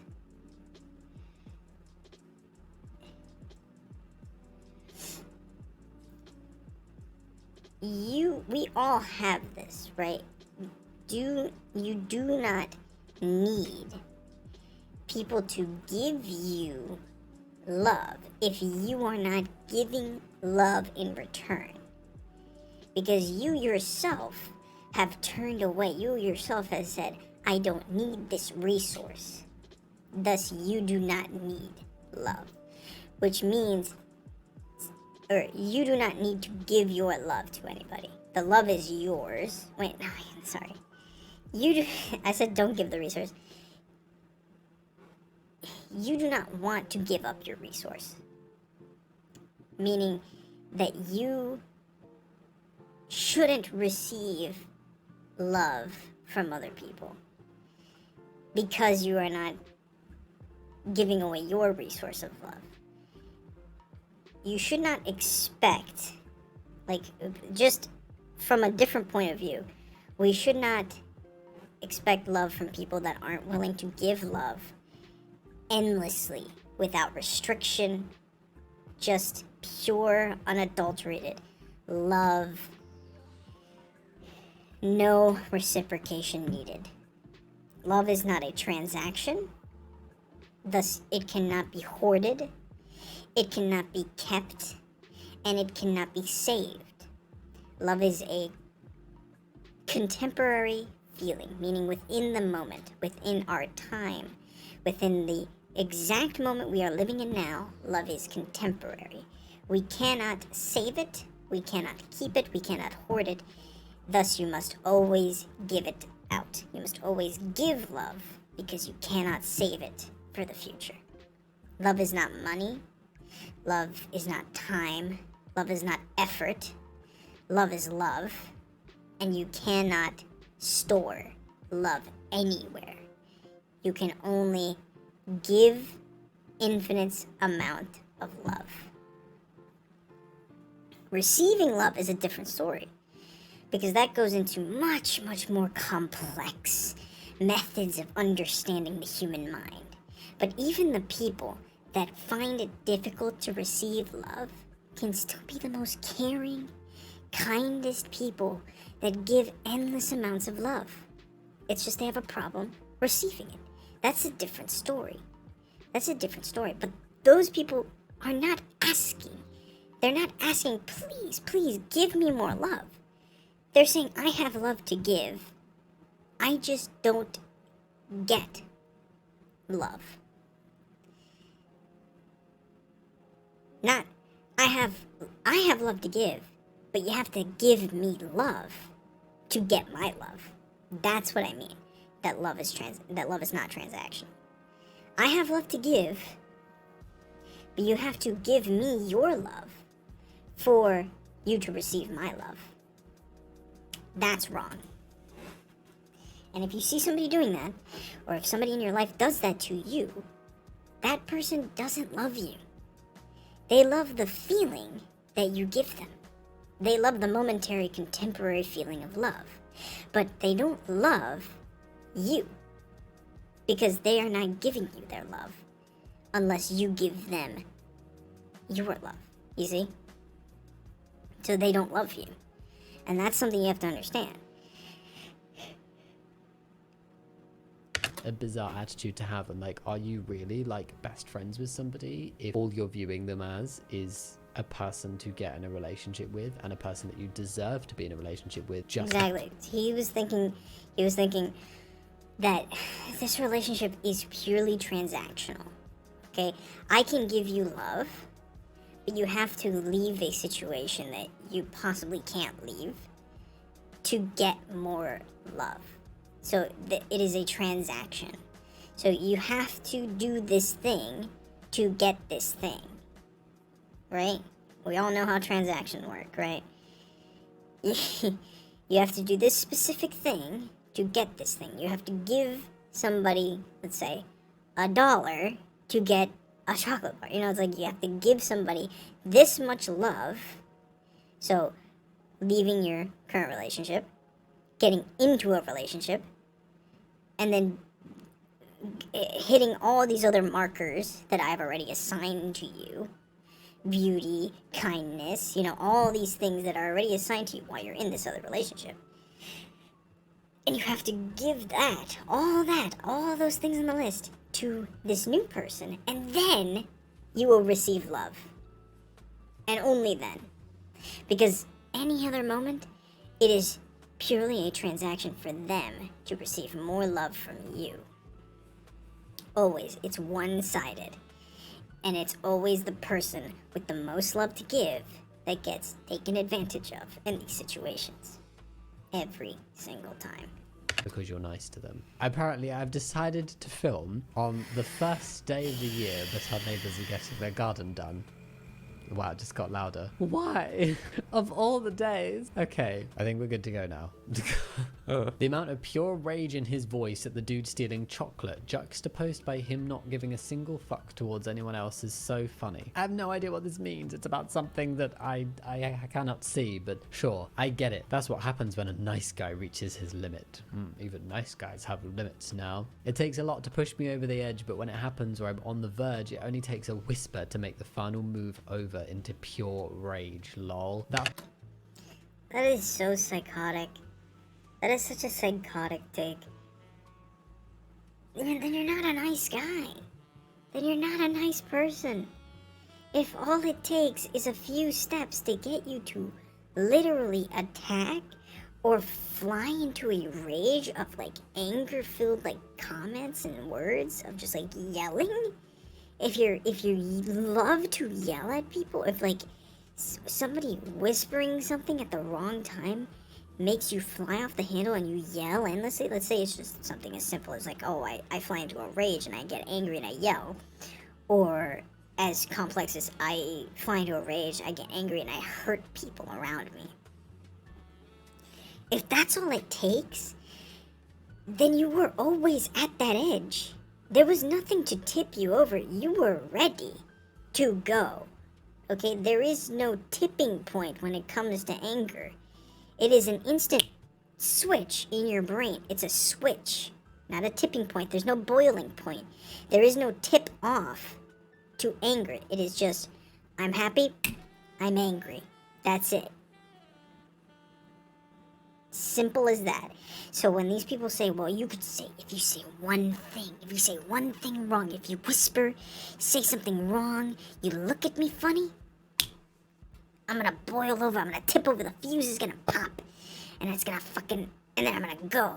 It's like, no, that's not true. Don't let them trick you into thinking that that's what they're saying. They're not saying that. They don't actually do that. There is no tipping point. That is a manipulation. That is a fear tactic, a fear-mongering tactic to get people to think that people are always on edge and that you have to tiptoe around everything you say because they could flip at a moment's notice. They could boil over at a moment's notice, but that's not true. They were angry from the beginning. Before you even interacted with that person, they were angry. Before you even knew that that person was coming your way, before you could even see them or recognize that there is a person in front of you, they were angry. The switch was already flipped. You just looked directly into the light. That's it. It has nothing to do with the anger boiling over, because that means that it's your fault that somebody became abusive, that somebody assaulted you, that somebody wronged you in some way. That the boiling over idea is that it's your fault. That you said something wrong and that you are at blame for the actions of this person. That's not how it works. It is always that person's fault. Because they are the ones that already flipped the switch in their mind that they are angry that day. And that the second they see a person, they're going to flip out. The second they perceive you and you come into their mind and they can perceive you in their mind, think about it, with the anger that is flooding their brain, you are the subject of their abuse now because the switch was already flipped before you even saw them come through the door. The fire was already going. You just fell into it. You know? It's not your fault. You're a victim. You're a burn victim, is what I'm saying. Like, that's the thing. It is not, you weren't looking at the pot of water and it boiled over. It was, you tripped and fell into the fire. Sorry, now you're a burn victim. You know, now somebody's yelling at you because you put too much ketchup on their burger, or somebody's trying to attack you because you said something about their fucking face or some shit. They thought you said something about their face. Like, it is their brain that is fucked up, not yours.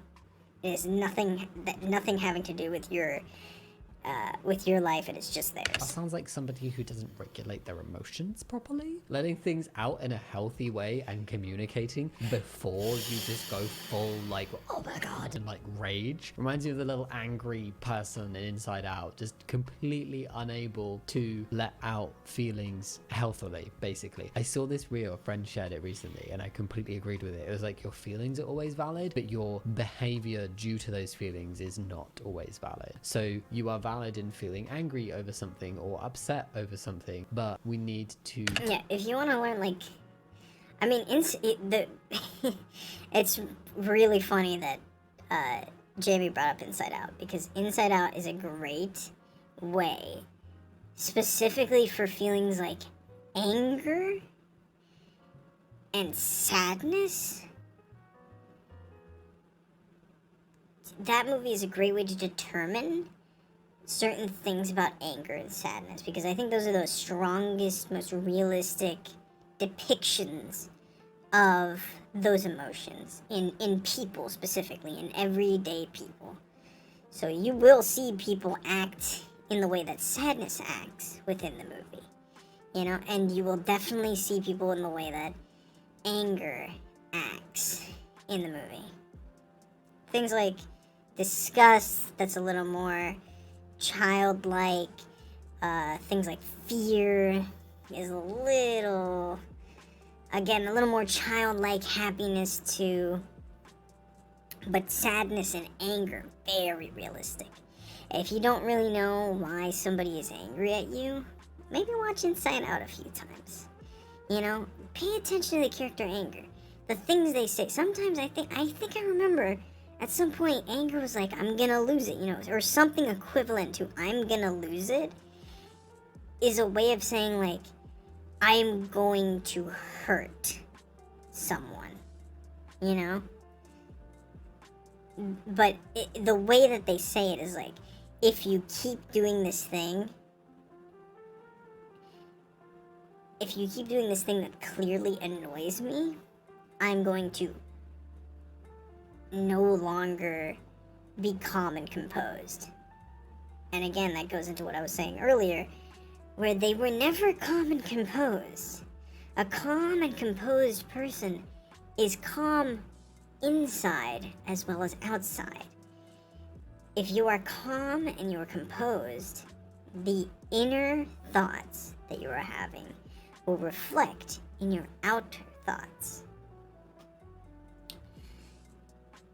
That being said, people that do feel this way and do these things, such as flipping out or going mad and arguing or yelling or hurting people, those people were always going to do those things. They walked in, and it's very difficult to understand this, but internal monologues can be crazy. Okay, not everybody has internal monologue, but what I'm saying is, at any point in time, those people that are angry, they came in angry. It's the same thing with almost every other emotion. If you walk in and you have a sunny disposition, it's because you came in happy. If you walk in and you see this person, they have a dark cloud hanging over their head, it's because they came in with the dark cloud. They came in with the sadness, okay? That's how it always works, alright? For the most part, when you wake up, if anything, maybe even before you wake up, when you're having a dream and your brain is going through all these scenarios in your head that are just avant-garde, crazy, or strange in some way, that is your brain deciding how it's gonna feel today. That is your brain going through the motions of, well, this is how I felt the other day. Now I have to decide how I'm gonna feel today.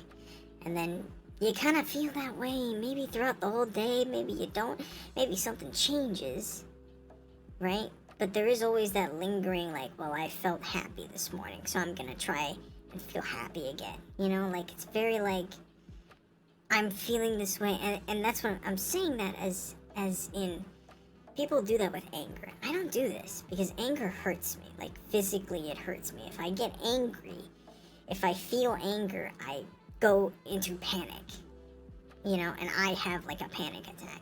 But every time that happens, it feels like anger. It feels like I'm angry, like I'm panicking, right? Panic is a completely different feeling from anger, but every time that happens, it feels like I'm extremely angry, yet no one around me that actually is angry and gets super fucking mad and yells and hits people, they don't do that. They don't feel that way. That never happens to them, because it's a different sensation. Even if my brain says, well, I'm angry at this, I'm not, I'm panicking. But for them, they're angry. They're angry. They're not panicking, they are angry. And they are going to project that anger onto you until you're angry. And when you're angry, then it's time for them to feel a different emotion. Then that day, when you're angry, when you wake up angry, that day is when they woke up happy. And vice versa. When you wake up happy, that's the day they woke up angry.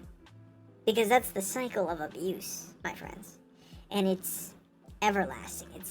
It continues until the end of time, until we find some way to get rid of all abusive behavior in mankind, which would be incredibly difficult and most likely impossible. But I don't like saying things are impossible, which is why I always preface that the human mind is capable of doing anything. Before we could speak, we were writing on walls, we were drawing pictures.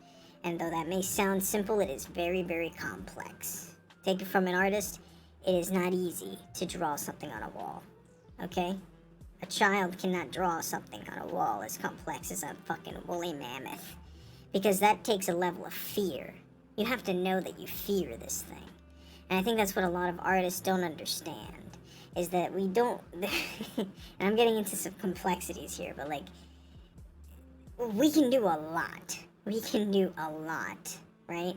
And one of those things we can do is project our anger onto other people and be abusive. And it's this dark, demeaning thing that you kind of have to figure we could get rid of, but we would spend our entire lives, and I'm talking about in the grand scheme of humanity, not just my life, but in all, in the entirety of the history of humanity to ever exist within the future, we would spend our entire lives trying to figure out how to get rid of most problems in our society. Because it's just too complex. Because the more complex these problems become, we learn that there is more complexity within our brains that can facilitate these problems. And it goes on and on and on, because the human mind can carry more information. Parts of the human mind can carry more information than our biggest computers in the world. Just one human mind can carry more information than some of the biggest computer servers in the world. Like more data or more storage space than the biggest computer storage units in the world. That's crazy. Because our brains are significantly smaller than any of those things.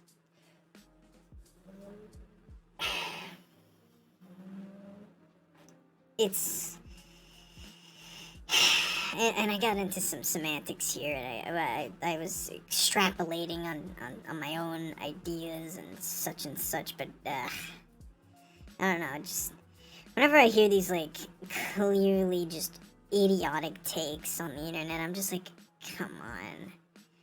you can't actually think that there's so much information out there that could just help you with the basic fundamentals of what you're saying right now.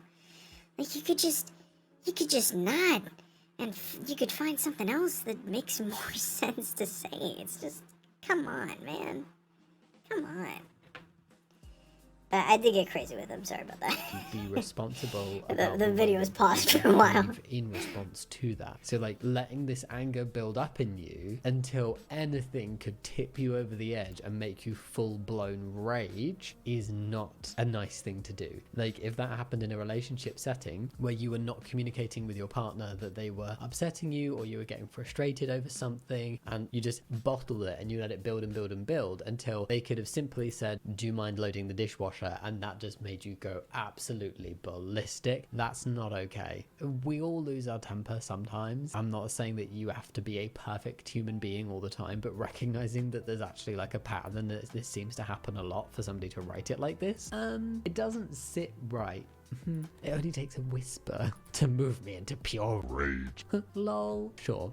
What a nice guy. This is your last chance to come out with me. This is your last chance. I would not be replying to that. Have a great night, love. This was sent on August 16th. On August 20th, he said, hey, just hey. And then nothing for 2 months until October when he said, oi, do you want to grab a drink? A drink. Grab a drink. Do you want to grab a drink? Oi, oi. That's nearly as bad as just eyes. Imagine thinking that, like, you say this is your last chance to come out with me, which is bizarre and clearly means that somebody has not been reciprocating in the conversation or wanting to go out with you. And then 2 months later, you're like, oi, do you want to grab a drink? Of course they don't. December, boop. January, boop. February, hey. At this point, honestly, No I don't think way. it ever should have even reached December, the point of saying January, this is your last chance to February? come Are out you with me, fucking because surely kidding that me? would mean there's been no reciprocation prior to that. To be like, this is your last opportunity, you know, I'm quite the catch. Oi, boop, boop, hey. No, let's not do that. Treating girls like princesses and queens while being treated like dog shit. Oh, that is somebody's greatest strength. Oh, what a poor, poor soul he must be. What a strong That's fucking man to be stupid. treated like shit whilst he's a nice person. I have zero sympathy. I have sympathy for where there's been like one-off situations and people have been treated wrongly, and anybody can do that. Anyone of any gender can act inappropriately in a relationship or other settings and hurt other people. But it's when things are then extrapolated onto an entire group of people where it's like, I always treat women so lovely and they treat me like I'm shit. always And the I'm best, always and suspicious about the people always definition think that of I'm what the they best. think is treating somebody really nicely and what they think is being treated like shit. Because I don't think it always matches up to what they actually think it is. I'm a nice guy, low on the red flag level. Sends unsolicited DP. Oh, we set a flag going. Oh dear. Oh wow. More red flags. Repeats with no self-awareness. That's what it is. It's like, I'm a nice guy. stream of shit. I'm a nice guy. Trust me. They say they want a nice guy and someone who will be there for them, but that's because that's what they're supposed to say to not sound like the, oh, I'm not even going to say that to be beat. Something they are. Do you know what? I do think, you know, majority of people do actually want to be treated nicely and with respect. That's like saying, Oh, she said she wanted a nice guy and someone who's going to treat her right, and then she rejected me, which means she clearly doesn't want that because I'm the epitome of wonderful and I'm special. that's where this has come from, I would bet. Maidens that I've Special, and I'm rescued on the better, and I'm internet, awesome, keeping a and tally. and What's you that? suck, and 5, I'm 10, better, 15, and I'm 20, awesome. 25, 30, 35, 37. Wow, what a night of the internet. That's a very old computer. Rescued maidens that have rewarded me with sex. None. Is that surprising? Not really. All guys that aren't me are arsehole thugs. Other men can be nice. Nice guys pressing Sex the red shouldn't button. be a reward, it buddy. sounds like a pick me, I'm special that difficult vibe to from them. understand. It's just uncomfortable and I hate it. And on that note of hating it, that was it. What did we think? Do we like these very few and far between dives into the nice guys subreddit? I just think That was it's fun. people who I really completely get to lost sight of talk what it some shit actually right now. means to be nice and the reason Yo! why we should be nice people. That's not a means to an end. That's not Jonah, to get how are somebody you to do something for doing? you or be in a relationship with you. Because if that's Welcome why back. you're doing it, as soon as you get what you want, surely you won't do those behaviors anymore. And then surely that means that you're not actually a good person. But So if it's a I think mask nerd for you is- to be is a nice, then you're not non-binary nice. So yeah, term. that was nice, guys. Let Not- me know not what a you think down in the gendered comments term. below. Think about giving the video a thumbs up and subscribing if you want to. But What's no up, pressure. And Jonelle? yeah, as always, thank Welcome you so back. much for watching. I'll see you next time. Much love. Bye. What's up, weirdos? Coming to you live today from Jesus' tomb. Is it Jesus or Jesus's? Bye, love you. Listen, I have just discovered this little group of people online that is so cringe and embarrassing and like a little bit like they don't understand what reality is. Because the stuff I want to show you today is these dudes who are just so unaware of how creepy the stuff they're posting is. The first guy I'll show you is David Hammond. His bio has the swords clashing, building up masculine Christian men. And he's got an evangelism ministry, so he's a preacher. But the only thing that he talks about, his entire ministry is just dudes having sex. Or as you'll see,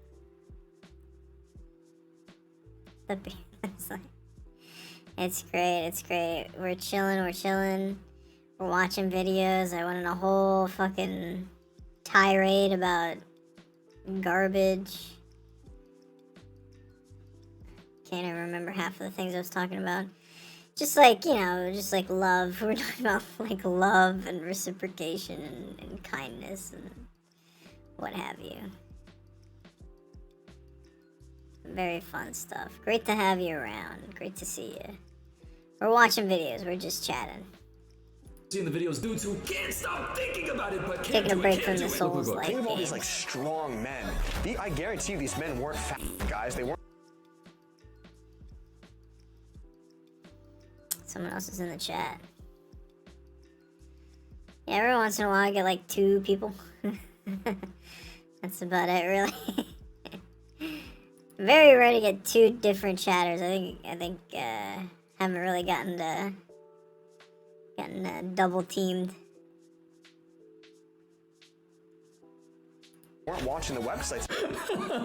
Using that terminology, all these strong men, guys, they weren't fake. What is this, iFunny in 2016? With the youth pastor voice, I guarantee these iFunny weren't reference. fake, guys. I guarantee you these men weren't fat guys. By the way, yeah, that point, strong men throughout history weren't fapping guys. I think the whole Roman Empire's thing was that it was dudes fapping guys. But Oh let's my hear them goodness. out. They weren't Wait. watching the websites. They were viewing these lustful desires, and they were saying, you know what?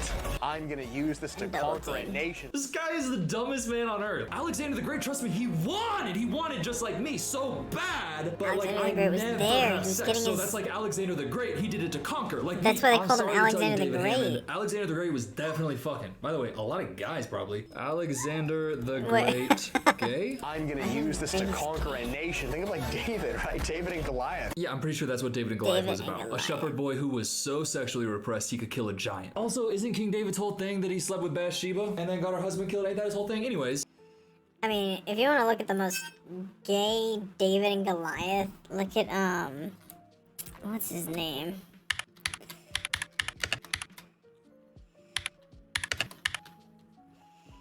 David and Goliath painting by Caravaggio. Yes. Look, this is the most twinkish looking. I mean, usually David's kind of. Usually David's kind of like twinkish, but this one's kind of like, come on. Come on. You tell me you look at this and this isn't a metaphor for homosexual relations? Look at the face on David here. Look at his face, the way he looks at this. He's looking at this guy like it's a fucking past lover he had to decapitate. What the hell is going on?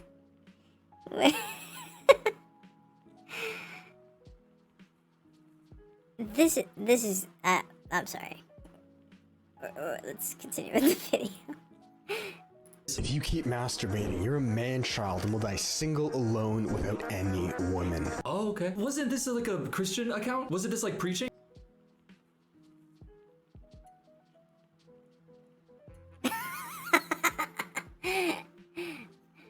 Some of these gays are going to kill each other or the twink shark.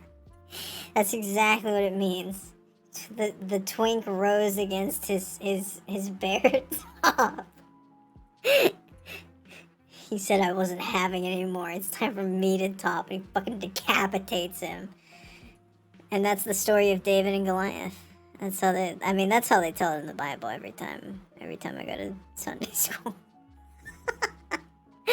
If you, my friend, are still having sex outside marriage, it will damn you to hell. Oh, okay, so it is, okay. I know we're firmly in the evangelical worldview, but he's making the bold choice of taking Jesus out of it and adding even more sexual repression and obsession. As harsh as this may sound, I've definitely fallen into this category, so listen up. God, that expression kind of scared me. So listen up. I have definitely fallen in that category. I cannot keep my hands off of my private parts. I treat my body like it's a playground. I was so alone. Follow for more tips on Christ. You need to leave your girlfriend at this moment. Oh, no. There must be a period of isolation. Majority of you guys rush this process. You skip it merely because you can't control your lust below. A lot of guys want to be What married, the but I'm not, and it's because other guys can't stop touching themselves, but I used to. I don't anymore, but I used to so much. All I'm gonna say is, if this is what it looks like to fully repress yourself, David, if I become a guy who talks like this, guys, then I think I'd rather just have sex with a beautiful woman that loves me. But then, now I want to show you a video from another account. This one is called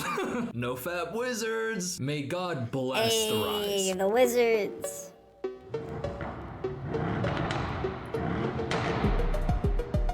Oh. Hey, No Fap Wizards? That's genuinely the gayest video I've ever seen. I know that this is all for Not Christ, gonna lie but to that you. video's giving big Kelvin Gemstone energy. By the way, to Very, be clear, very. the text of it. POV, you rejected PN. Yeah, that's good. If you should do that. If you're David Hammond and it's like literally destroying your life, then you better quit. But this What? entire account is filled with posts like this. The greatest No Fap quotes. It's just weird. It's just weird to like. I used to look like this because I watched porn. Like, I don't think porn does that. I don't think there's any evidence that porn can make you look less attractive, like physically. But like, good for you. You look great now. Like, good glow up. Yeah, that's great. I don't know if that has anything to do with porn. I feel like there's plenty of people that do great glow ups that also watch porn, you know, like healthy. It's just like the argument is like, what is an unhealthy and healthy amount of porn or sex? And they can never like pinpoint what it is. You know, they can never say, well, you have to stop watching porn for this many months, or for this many days, or for this many years. Or you have to stop having sex for this amount of time, and then you can become this attractive. You know, they have no, because it's like with any other health influence thing, they cannot pinpoint exactly what it is.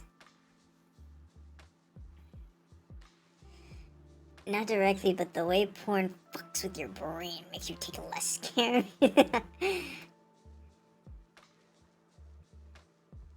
No. But look, listen, I understand what you mean, Janelle. Janelle? I'm sorry. Yes, porn can be,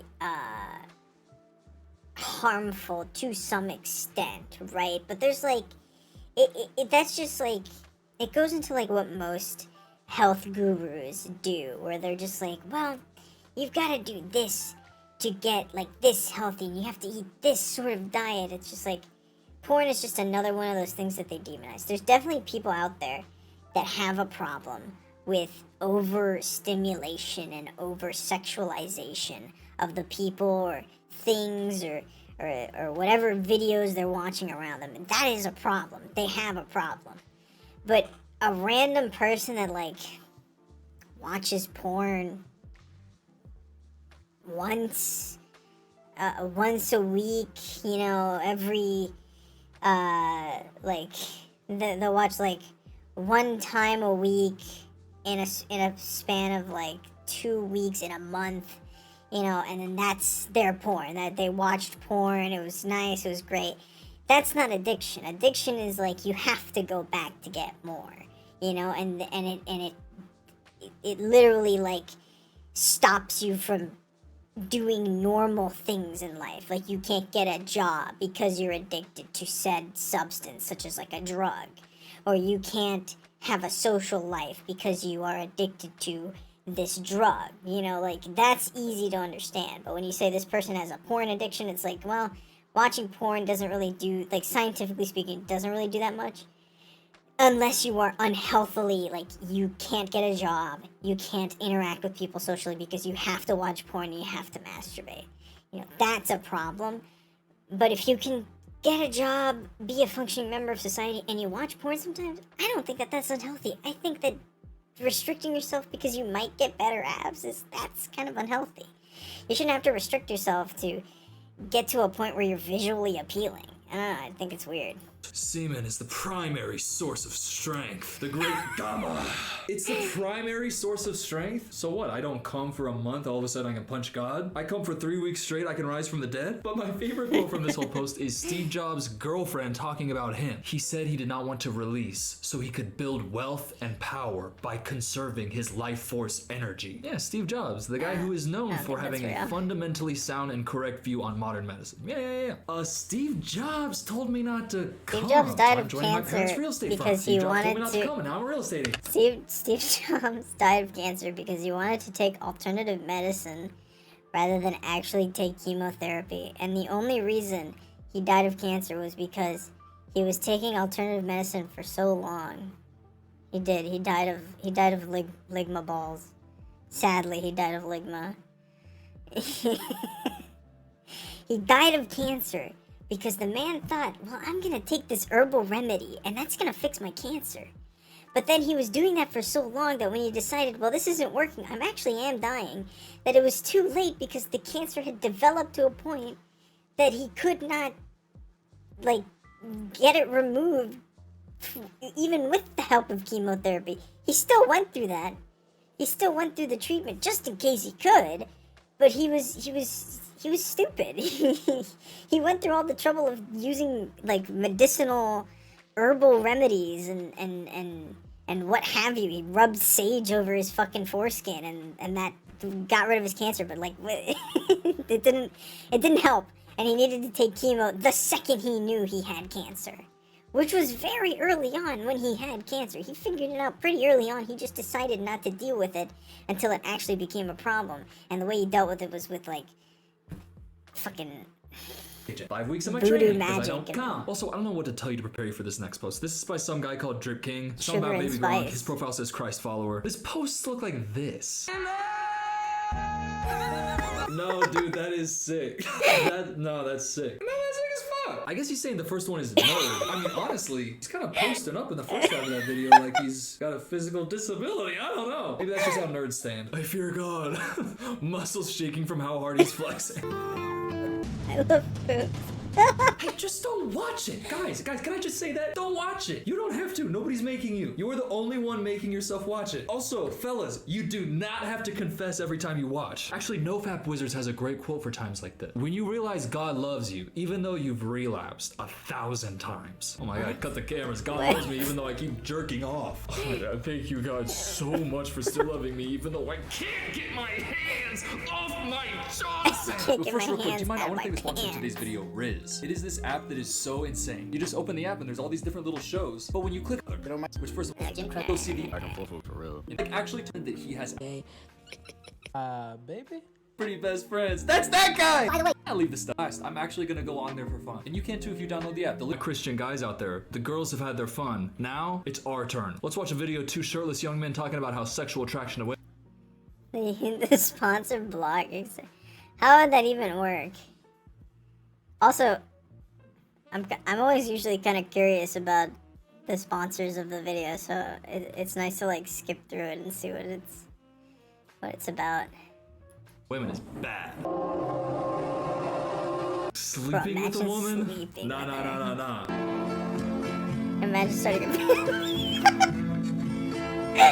Starting a God-centered family with her? Hell yeah. No, that's God, more look like at that girl at the bar. I'd love to start a God-centered family with her. I'm the best friend character in Sounds the scenario. crazy. By the way, What is this the- harming anyone? Okay, if I want to be annoying about it, a significant portion of this is probably coming from the lack of respect over women as individuals. I know! But watch this. What is happening? What is that? Oh my God. I'm not. Thank you for the recommendation. I might look into that. I'm okay with not blocking the sponsors. I don't mind. It's okay. It's alright. Thank you, though. I just don't. I don't really care if, like, videos have sponsor breaks. It doesn't really bother me. I know it does bother some people, but it doesn't bother me. I mean, I just skip, you know, I just click the arrow keys to skip it, and then not too That much was of a not problem. what I was expecting to be clicking on. I thought I was clicking on a different video. That's not what I thought was gonna happen. Wait, what is happening here? Visuals are crazy. That's it? Why did I save that? We as men have fallen. We have completely lost control. We've lost our masculine frame, and because of that, women now have to step up to the plate. This, alongside the media continuously perpetuating this negative. But wait, how could women step up to plate if alpha men like this guy still exists? Why women need plate if man exists? Don't make no sense. No, you can't convince me. No. If woman alpha but no man, why man who alpha need woman man plate? because sandwich need plate, but man makes sandwich because man alpha no need woman alpha plate. So why woman alpha? Doesn't make sense. Backwards loop where women are now the breadwinners and the star of every show, and men are just lazy fat bastards that simp for their wives. You can see it on any TV show, any song, any pop culture movie. So what do? We just regain that masculine edge again. We move back with our passions, our purpose, things that make us happy, fulfilled. We continue to climb and crush them, and naturally women will submit back into their feminine frame, which is what they want. They've wanted this their entire lives. What the hell are you talking about, Harrison Butker? I know. He did kick 3 from 50 plus. How dare you love your life? Love your wife. Nice. Wait. I didn't even understand what he said. This guy's just yapping. He's just like saying words. It's not fucking entering into my brain. I don't know what he's saying. He's like, but women, they're also strong. There's women in TV shows now. It's like, what are you talking about? And like, there's women in TV shows, which means women don't need men anymore? Like, what? When men were in TV shows and films, does that mean they didn't need women? Like, could they reproduce on their own now just because they got in front of a camera? Like, what is happening? Us to beat the Chargers in OT, but Harrison Butker. It's just sucks. like, it's just insanity. That's all this guy does. His entire account is semen retention. Don't touch yourself. Don't let me touch you. Also, methinks women want to cook me sandwich. If you keep touching your pee-pee and watching filth on your phone, God will not send you your wife, and here's why. God won't send me a wife because I can't stop touching my Why pee-pee? why does this guy kind of like remind me of like, oh my goodness, that face. Why does it remind me of Vsauce 3? I think he's stealing Vsauce 3's drip. Hey, fuck you. Vsauce 3 went through fucking cancer, you piece of shit. Fuck you. My wife is taller than me and extremely muscular, and yet she still needs to be tucked in the...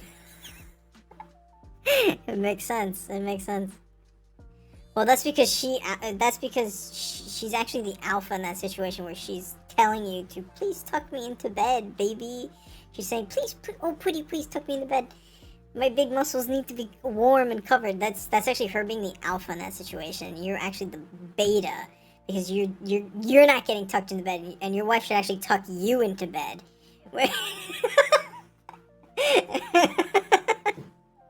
and then you can truly be the alpha. Like sex obsessed, little weird horny pervert freak. The reason you keep touching your pee-pee down there is because of this one reason. So listen up. I don't need you to tell me why I keep touching my pee-pee. I can tell you exactly why with only 3 words. Yeah, trust me, Janelle, I think I understand. I'm pretty sure your wife is not muscular and ask you to tuck. I understand. 2. But what's his reason? Guys, in our hypersexualized society that trains you to be weak as a man, keep busting nuts to women around you. What are you talking about? Enough. The only thing was this. Okay, alright. Fair enough. You know what? I'm not gonna question it. This society just wants you to keep busting. Or are you and a lot of other people with testosterone horny little freaks who make it a very big market so then people will sell it because you're the customer? How come you're complaining about there being beautiful women all around you in the media? You're the one who's putting the standards out there and creating the market for it. Jerry! Oh, I'm getting mad. I'm getting upset with him. David Hammond. More like David, you freak. By the way, that part when he said our hypersexualized society. Guys, in our hypersexualized society, Aren't you the motherfucker whose entire account is about touching your pee-pee? Don't touch your That's pee-pee. all Don't he let me- talks guys, about. Don't touch your pee-pee. Guys, please stop touching your pee-pee without me. I'm not touching my pee-pee. Please stop. Yeah, that's all he talks about. I think the strangest part about this guy is that he loves talking about, and in fact profits off of, men touching themselves. I don't want to say anything about his sexuality here, but the guy likes talking about penises a lot. Now, I've talked about a penis once or twice in my life, but come on, man. Like, this is a little weird. He's talking about, not only is he talking about penises, he's talking about coming. He likes to talk about cum a lot. This guy goes crazy over cum. I don't know what's going on with him. Probably none of my business. Maybe he should figure that out himself rather than go on the internet and talk about cum all the time. But, alright, dude, like, it's getting out of hand. We all have to be celibate together, guys. I'm not involuntarily celibate. It's a choice, just like us. It's a choice that you should make too. And by the way, I am not cherry picking. Almost every video on this guy's account is just about. if you're still struggling with fapping, fornication, You see what I doing mean? drugs, or What other the- dumb what? stuff, watch this video. Guys, if you're addicted to hard He's drugs, or you're attracted to fucking women, or if he's stealing Vsauce 3. No, he's stealing Vsauce 2's rap. I thought Vsauce 3. He's stealing Vsauce 2's rap. Look. Vsauce.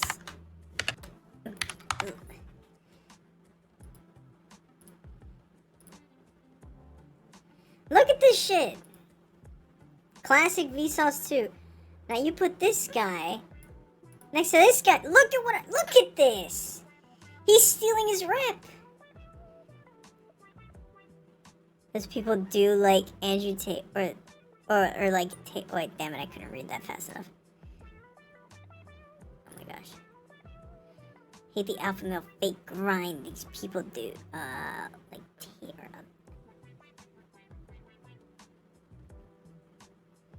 what? Don't worry about that. We're talking about this guy stealing Vsauce 2's drip. Okay, we're not talking about the Finster and where that leads on my browser. Don't worry about it. Don't worry about it. Don't even think about it. We're not talking about that right now. Vsauce 2 is getting ripped off by this by this gym bro influencer. ever touched your pee-pee. We have to talk about it. If you're struggling with masturbation as a man, watch this video. Oh, thank God. This is I'm just not a video clicking for on me. the Finster I really right now. am struggling with it. I don't have If your time. hand just flies off, and he just keeps going. He keeps going. If you're still struggling with masturbation, It's nothing watch crazy. this I don't even video. remember what He's it had is. this account for a while. If you're still struggling and you've watched the last 80 tutorials on how to not touch yourself, you are not dealing with a human. You are dealing with a rabid dog. Here's my advice. If you're struggling with it, your body's not a playground. That's what I say to Gus when he starts licking his area, because worst part of owning a dog. Why you as men need to stop busting nuts. Yes, guys, you heard. Yes, guys. Sorry, I was gonna bail. Let's watch this one. Let's actually watch this one. Give him a shot. Watch the full video, because maybe he does have a good point in here somewhere. Why you as men need Yeah, to stop I know what that is now. busting Forgot what nuts. the- Yes, guys, you the heard picture that was right. for. And although comical, I'm being dead serious. Our society over-glorifies anything Our sexual. society. TikTok, Instagram, a billboard, the song you listen to, or the movie you are currently watching. No matter where you go, it will find you. And the problem with this? You are constantly at risk of wasting another seed. David, why does this matter? Because this is the one thing that differentiates you between man and woman. You have this vital. You have this one thing that differentiates you, is that you can hold your...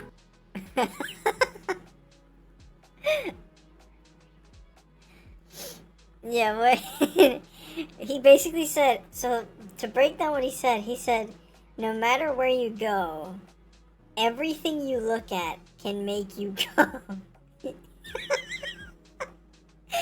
He said, no matter where you go, what you look at, what you're doing, anything you're looking at can make you come.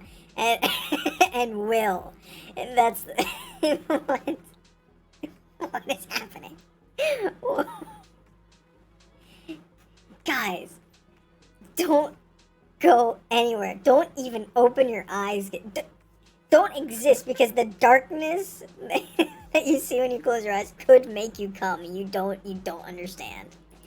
You're gonna waste your seed. So they don't get super strong and can defeat Goliath. Men, we actually don't ever come. And it's not a weird sexual thing where it's like a part of like a humiliation, like a torture for ourselves. It's not anything like, no, it's for power also. It's not He just gooning. doesn't know It's that not he's some gooning. He doesn't psychosexual BDSM freak. By the way, in a positive, not really. The stuff he says is not very positive. But yeah, that's his whole page. Look at all of these videos. It's just like that the whole way. I just randomly scrolled way back in his history, and I'm seeing watching you cheat, no marriage, no girl, His still eyes. you beta. Hookup culture is a scam. Men Why do does not he sleep look like around. that? Be celibate till marriage. No kid/wife, you beta. I don't know if that one counts. High value man able to cheat. I don't know if that one counts. What? But they kind He's of got do. this You know what I mean? They crazy kind of all look in do. his That's eye. kind of all he talks about. And look into his eyes. If this is what a man looks like when I'm he's terrified. retaining, I think I'd like to get that demon seed out of me. If this is what it's like when you don't come, you know, I think I don't want that lifestyle. But in doing this digging on David Hammond's profile, I came across a couple other videos that I think are a little bit enlightening on who he is. The title so of this one, weird. Hindu learns about But like Christ. specifically, Every other religion is- it's specifically like the religious people that are like cum retention, like semen retention.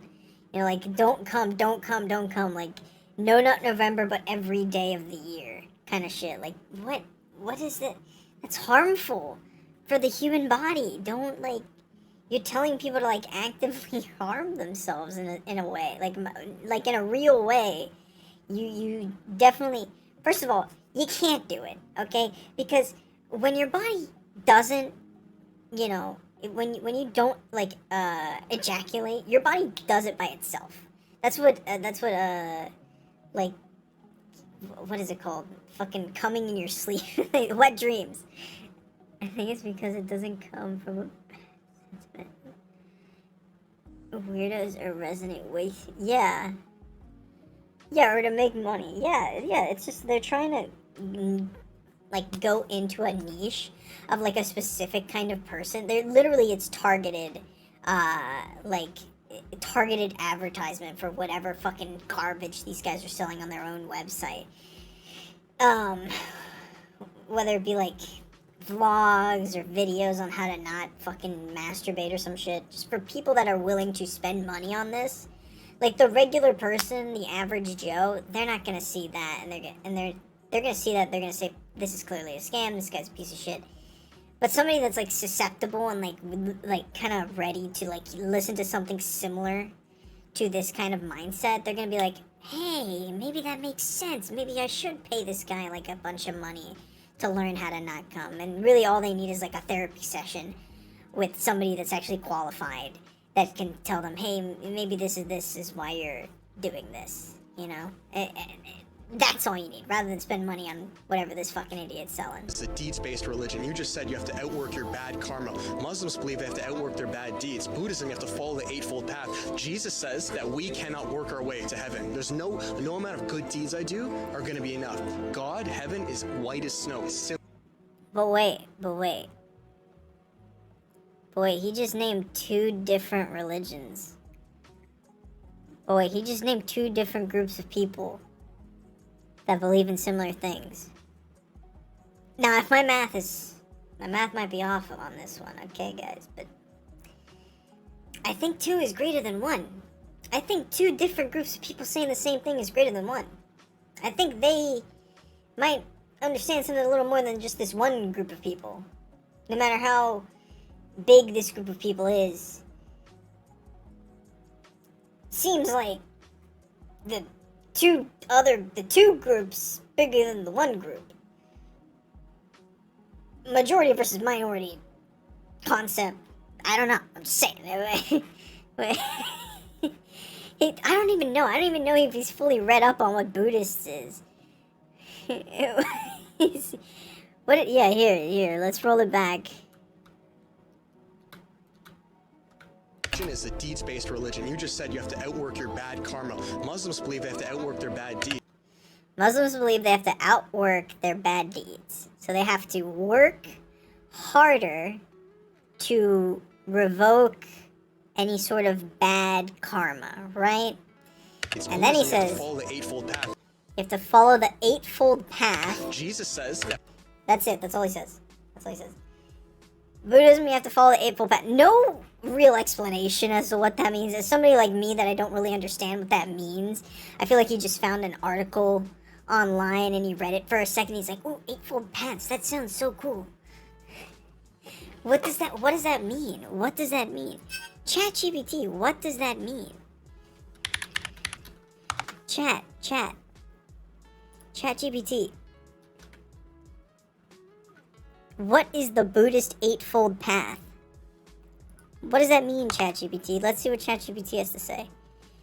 The Buddhist Eightfold Path is a key component of the teachings of Buddha, providing a practical guide to ethical and mental development with the goal of freeing the individual from attachments and delusions. So far, I see nothing here that says that you have to, that's some sort of karma. Attachments, delusions, ultimately leading to understanding, enlightenment, and liberation, nirvana. The path is often depicted as a wheel with 8 spokes and is divided into 3 main sections: wisdom, ethical conduct, mental discipline. Here are the 8 components of the path. Nowhere in that did it say that it has anything to do with karma. It just says you have to become enlightened. What does that have to do with karma? I feel like you could still become enlightened if you're a bad person. I think that's what we're getting at here. I feel like he got it wrong. I think mental discipline does not sound like revoking your bad karma. I think he's full of shit. Together, these 8 aspects from the comprehensive approach to leading a balanced and moral life, ultimately guiding practitioners towards enlightenment. The Eightfold Path is not a linear progression, but rather a set of practices to be developed simultaneously, each supporting the other. Nothing having to do with revoking bad karma. Living a moral life is not the same as... Yes, this is just a different, probably just a different name for it, I imagine. But that has nothing to do with karma. Like, that has nothing to do with going through a system to change your bad luck to good luck. It's just like, this is the path to becoming or being, or continually being a moral person or living a moral life, balanced and moral life. That has nothing to do with revoking bad karma. He's making up bullshit. And that's what he wants you to think. that we cannot work our way to heaven. There's no amount of good deeds I do are going to be enough. God, heaven is white as snow. It's similar. That's not even true. Has this guy read the Bible? What is... Bro, literally, the Bible talks about, like, sins. Blessings and sins. Like, virtue, your sins and your virtues. What do you mean? If you do less sins, you are more virtuous. Meaning you get into heaven because you're more virtuous. Because you've been blessed.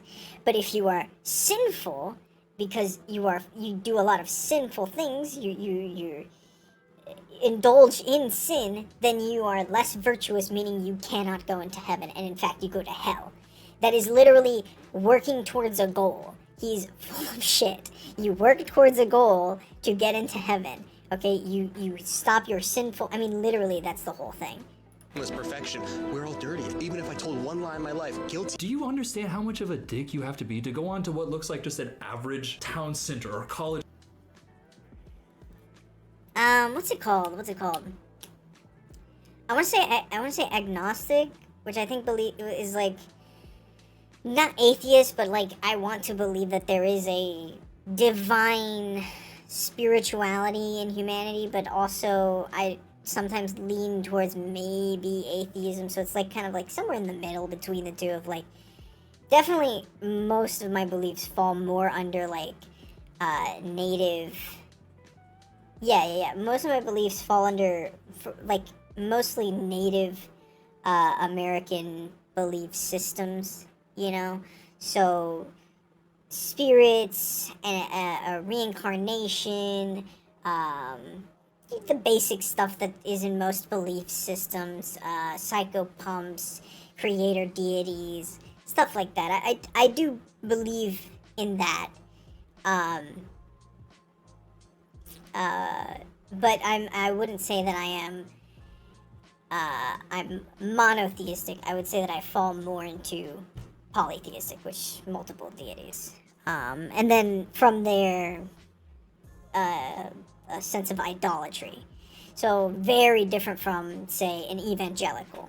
You know, evangelicals don't like idolatry. They're monotheistic, and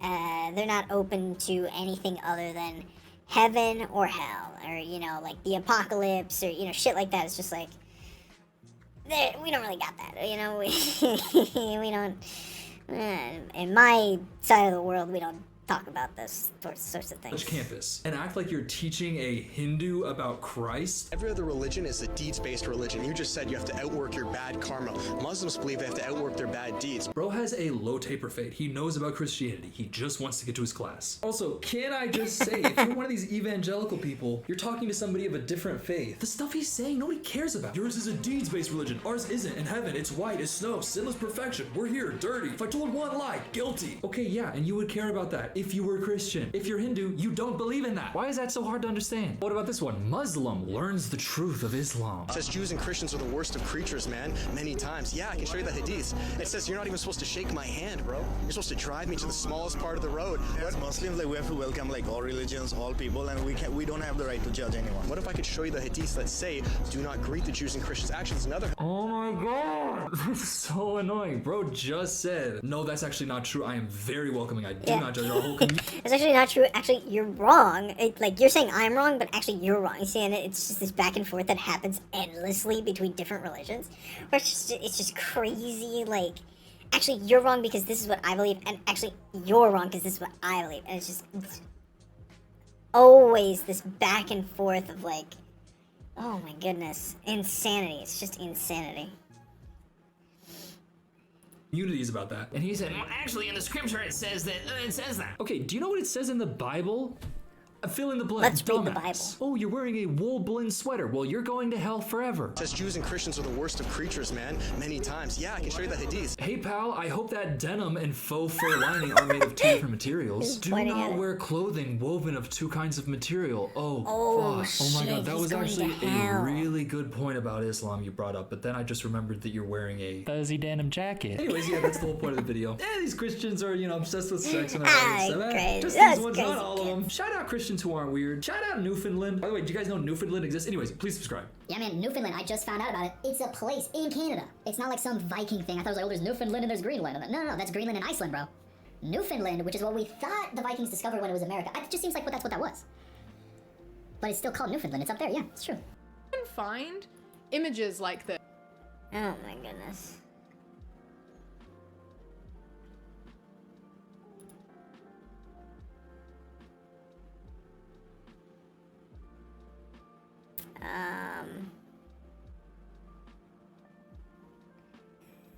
Come on now. Come on now. It's colorful. Come on. It's meant to be the pride flag. Come on. It's a haircut, alright? Not everybody likes one color of hair. Come on now. She's also Australian. Come on. Oh, let's be for real. Anyways, we're not watching that right now. I'm gonna... Jeez. I don't know if I should... I want to play a game, but I don't know which one I should play.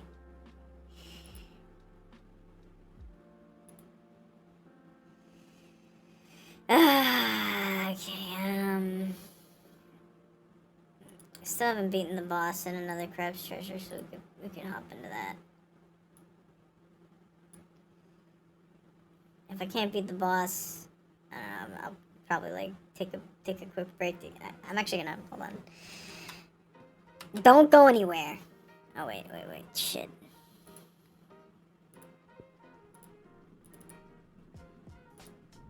Okay. Oh my goodness. You know that's not the size you're supposed to be. Fit the screen, please. Fit the screen. Okay. Don't go anywhere. I'm gonna be right back. I'm gonna grab a drink. If your mom is a hairdresser, I can say when... You can say when you... it's good or not. What- You're gonna have to tell me about that. I wish my mom was a hairdresser. Actually, that would be sick. I'm gonna be right back. I'm gonna get a drink of water. I'm very thirsty.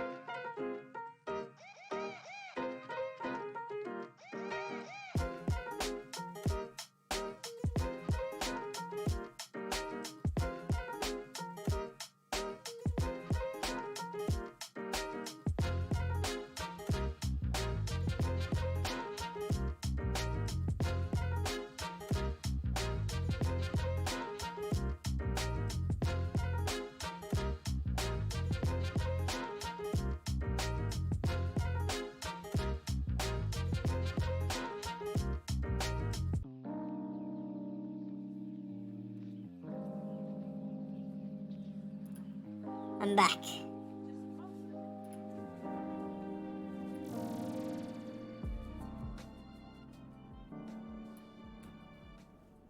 Okay, we're gonna try this boss. See if we can beat this fool. He's kind of tough though, so.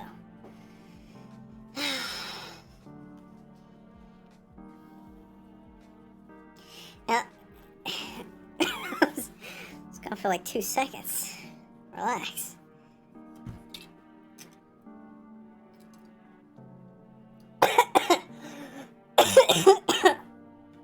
Oh no. Really choked to death. Oh golly. Oh my goodness, okay. Excuse me? What? Oh my gosh. Yeah, whatever, you fucking...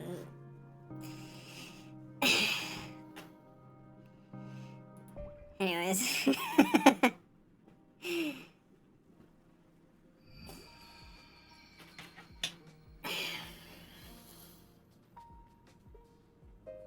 No, this is rude. I'm just getting to know you, I don't want to be rude. I'm playing a game. I have to beat these fucking crabs. You're distracting me, Juno.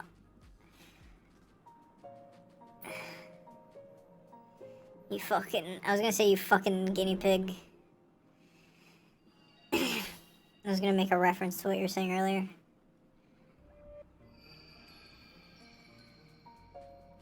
I'm sorry.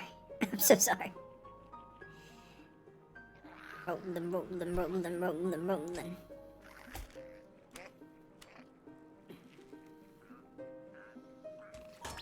Ouch. Where's the boss?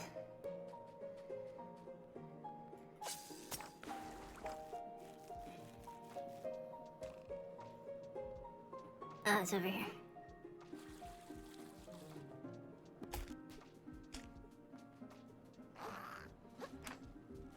This game has no stamina bar, I just noticed that recently.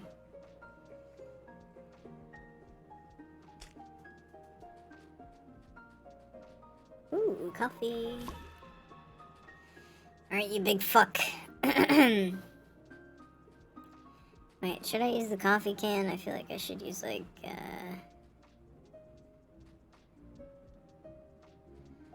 we got the shot glass. I feel like the most useful one right now is the soda can. Let me get comfortable. Okay. Alright, you fucking fuck. Nope.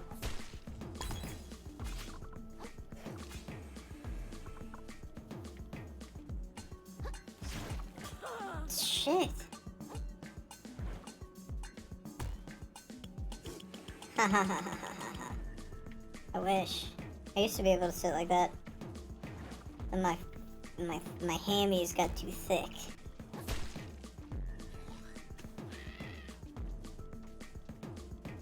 It's a real shame. Die.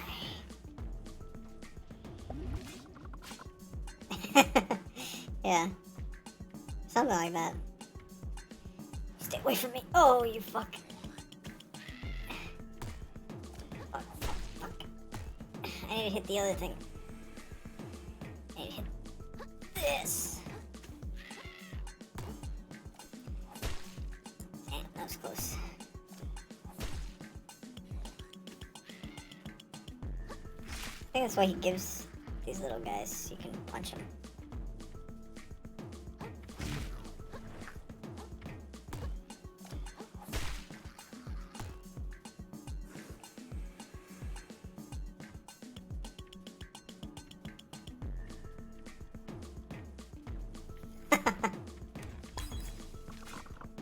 Mr. Krabs, is that you? Oh, fuck. Oh, shit. Coming for you, bitch. Hey.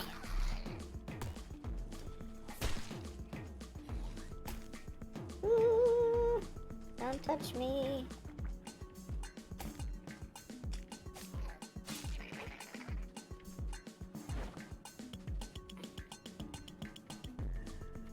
Wasn't enough.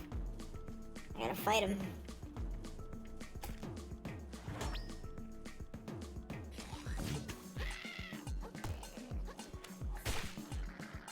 He killed his own guy.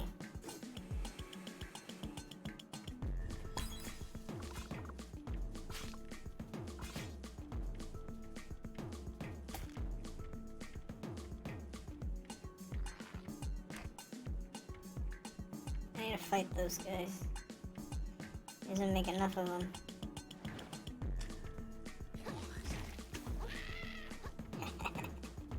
That's the secret.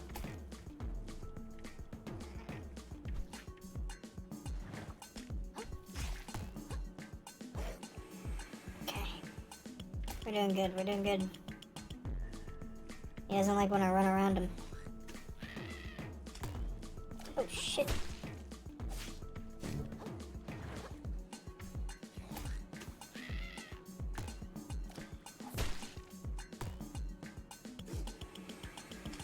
The poison.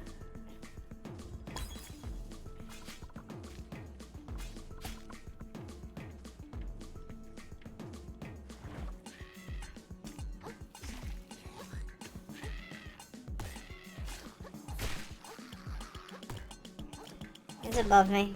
I don't know if you can see it. Oh, my health bar? It's at the bottom left. Fuck! Where is it? I need it. Oh, fuck. Fuck! Oh! Fuck.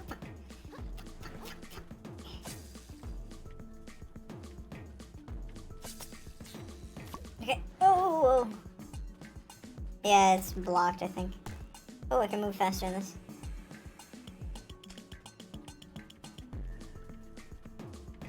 Don't worry about it. Don't worry about it.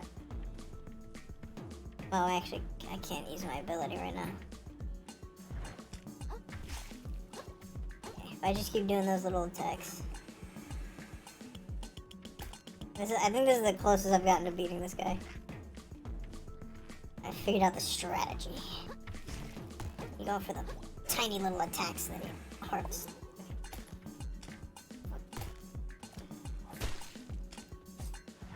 Fuck! One hit? What? Are you kidding me? How is that that even possible? This is so fucked. I was so close. You dirty little fucking son of a bitch. I need a, I don't know if the soda can is working right now. I might need to. You listen to me here.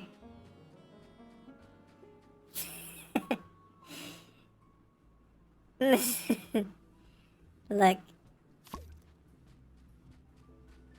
This guy's making me angry. He's pissing me off, for lack of a better term. Can I even roll in this? I can. Okay, yeah. I don't know why I didn't think about that. Alright, you bastard. What the hell is that even? What?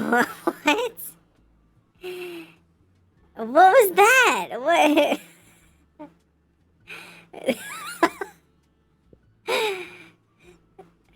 My attack didn't give me invincibility frames? Are you fucking kidding me? Why even use this then? Oh my goodness. I guess the only good one is the fucking soda can, apparently. Damn. Don't laugh at me. It's not funny. I'm dying. I'm just a tiny little crab.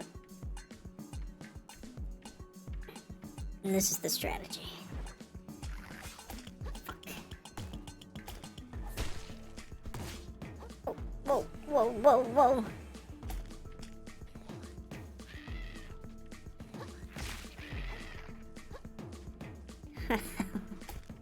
What's that supposed to mean?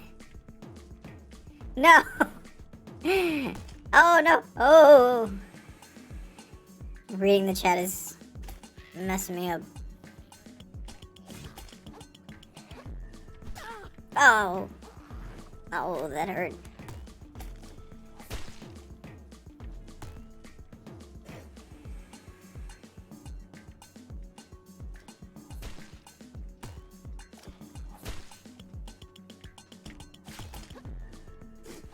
No, no, no, no, no, no. Oh my gosh, that was close. I gotta stop reading the chat. I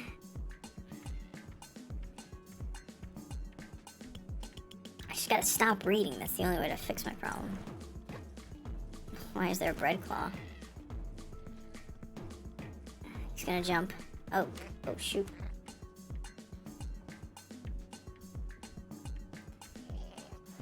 Oh my goodness. There's so many of these little guys. I gotta get rid of them.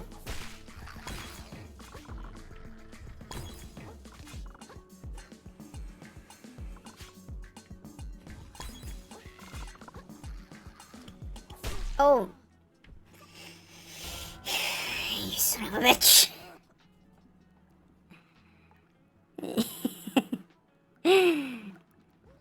It's because I looked up. I was like, what are you saying? If I lose one more time, I'm quitting. I'm playing a different game.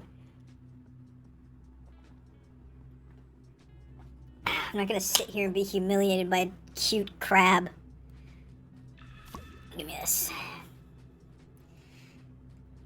And the problem is fighting this guy head on is his like movesets are like too difficult to fight head on. You're gonna have to. I'm not giving up. I'm gonna move to another Souls-like game. Shit, I didn't mean to activate him. I was busy getting angry at you. Oh. Ugh. I'm not gonna cry. I'm not gonna cry. Shut up. Oh. Don't touch me, you freak.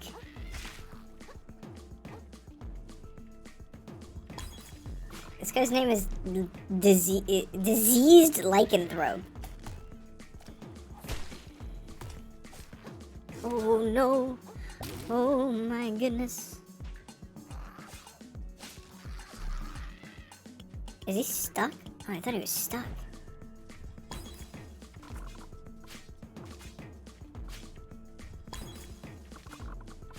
that works.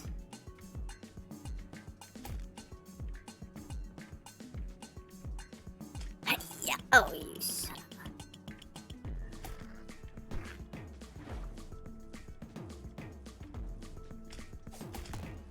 What environment? There's nothing here. I can't use... It's just an empty stage.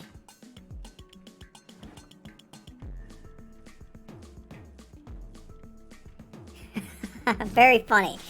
That's what I'm trying to do, but he hits so hard. The invincibility frames are too low. He's too chunky. And then he does this garbage where it sucks you in and that kills you instantly. Oh my goodness. I barely made it through that one.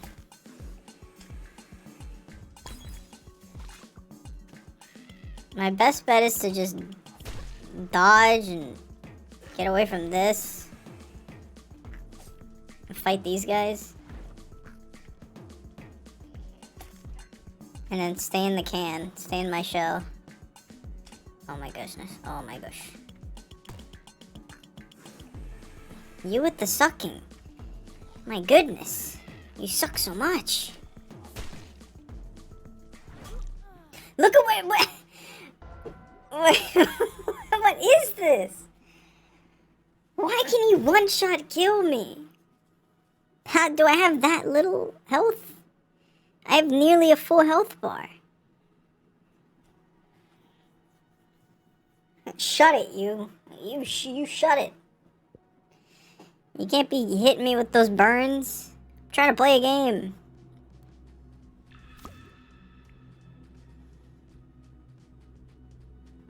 Oh, excuse me. Maybe I have to... Maybe there's something in the level I have to do before I can fight this person.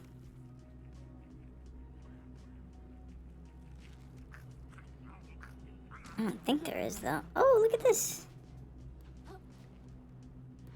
Oh my goodness. The platforming. The platforming is atrocious. What does this do? I don't want to... I'm scared. Oh. Oh, yay. 3 vitality, because that's what I need right now. Probiotic.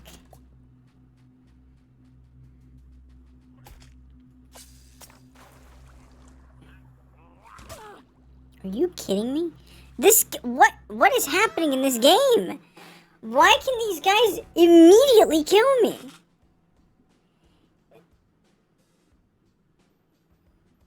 I don't understand. Do I have to redo my entire my stats here? Hold on, let me see here.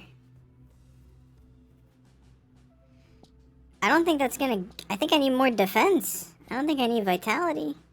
Or maybe more attack, because I'm barely doing any damage. That's the first item they give me that amplifies vitality. Are you kidding me? Alright, let's see. So 2 vitality. Vitality is like my lowest score.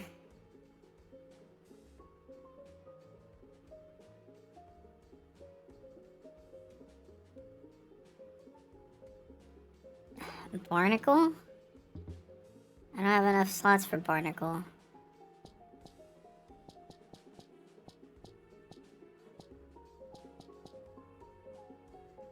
Level up Krill adequately so that he has enough vitality and attack to withstand the boss. Am I supposed to farm? Is there a section of the map I haven't gone to yet? I can only use the 1-star one, so...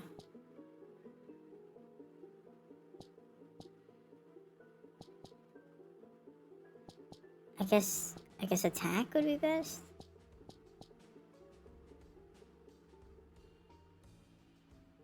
Thank you. I appreciate that. That's much appreciated. A muscle. This one gives 2 attack.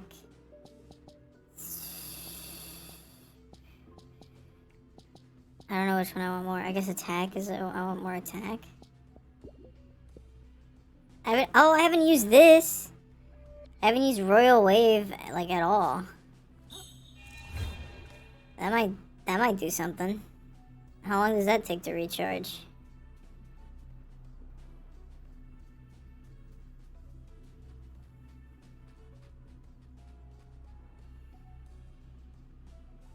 That's ridiculous.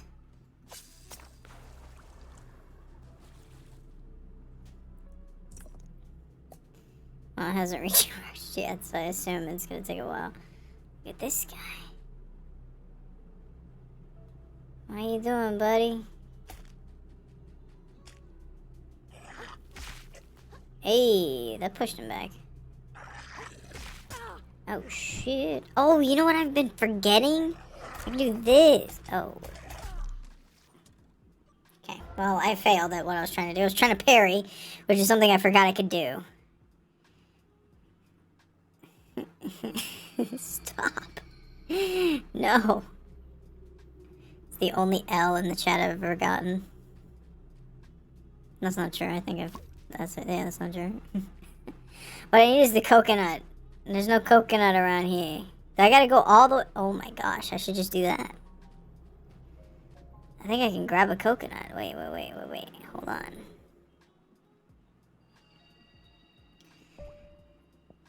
Where is it?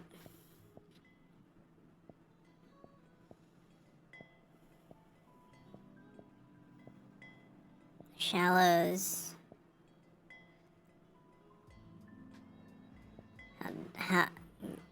What? What did you say? What are you saying right now? What are you saying to me right now? You trying to make me mad? I thought this boss was hard, but she's a piece of cake compared to this other loser.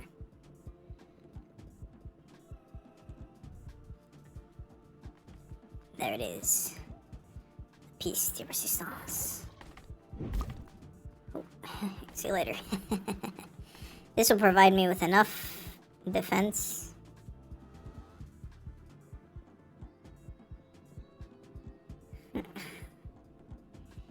Get you to Vegeta mad so you can... Yeah, I need to get to that point. Oh, come on, man. What? Where am I? What the hell? Are you kidding me? What is happening? He glitched me into the... Alright, enough out of you. Enough out of you.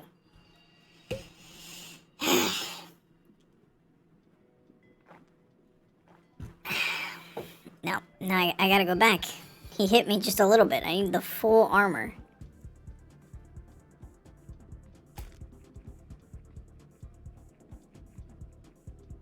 Problem with this one is it's so slow. Oh, shoot.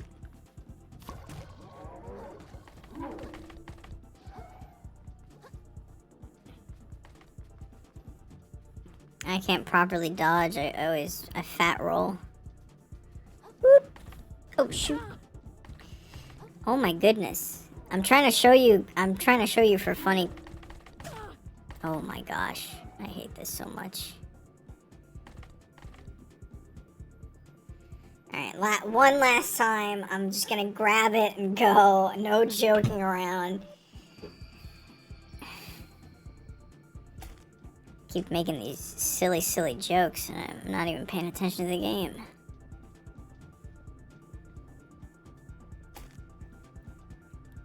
Alright, let's do it. Come on. Speed! Speed! Okay, now we run. And we run. And we don't stop running.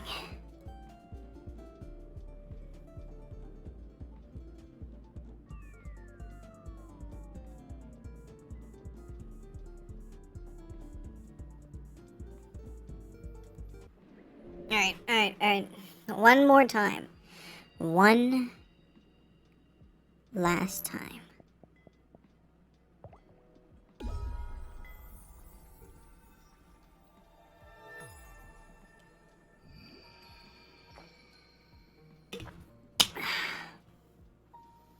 Yes, one more. Over here, I think.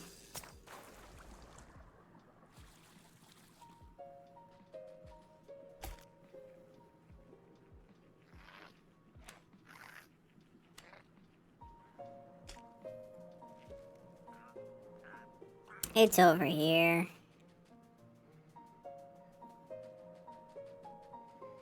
Okay. I got full defense. I gotta. That's the parry. And then. Okay. Oh shit! I hit him right out the gate.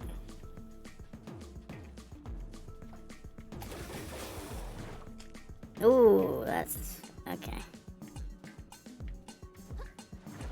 Oh my goodness. I forget I can't dodge.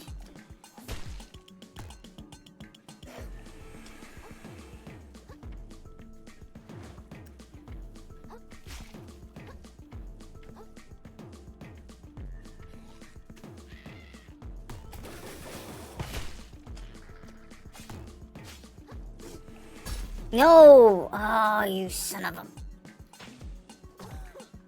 And I'm poisoned.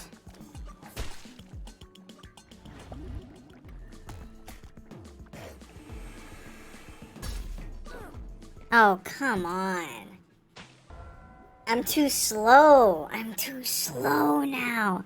Why don't I have my claw ability? Can you not use that on the bosses? What is this game? You're right. I can't blame you. It's my own skill level. I was a fool to think that this stupid coconut... Alright, well, that's enough out of this fucking dumbass piece of shit. This is the button I need to press every day. I'm sorry. Return to title, please. Just get me to the nice, comfortable title screen where I don't have to worry about anything. Okay, I'm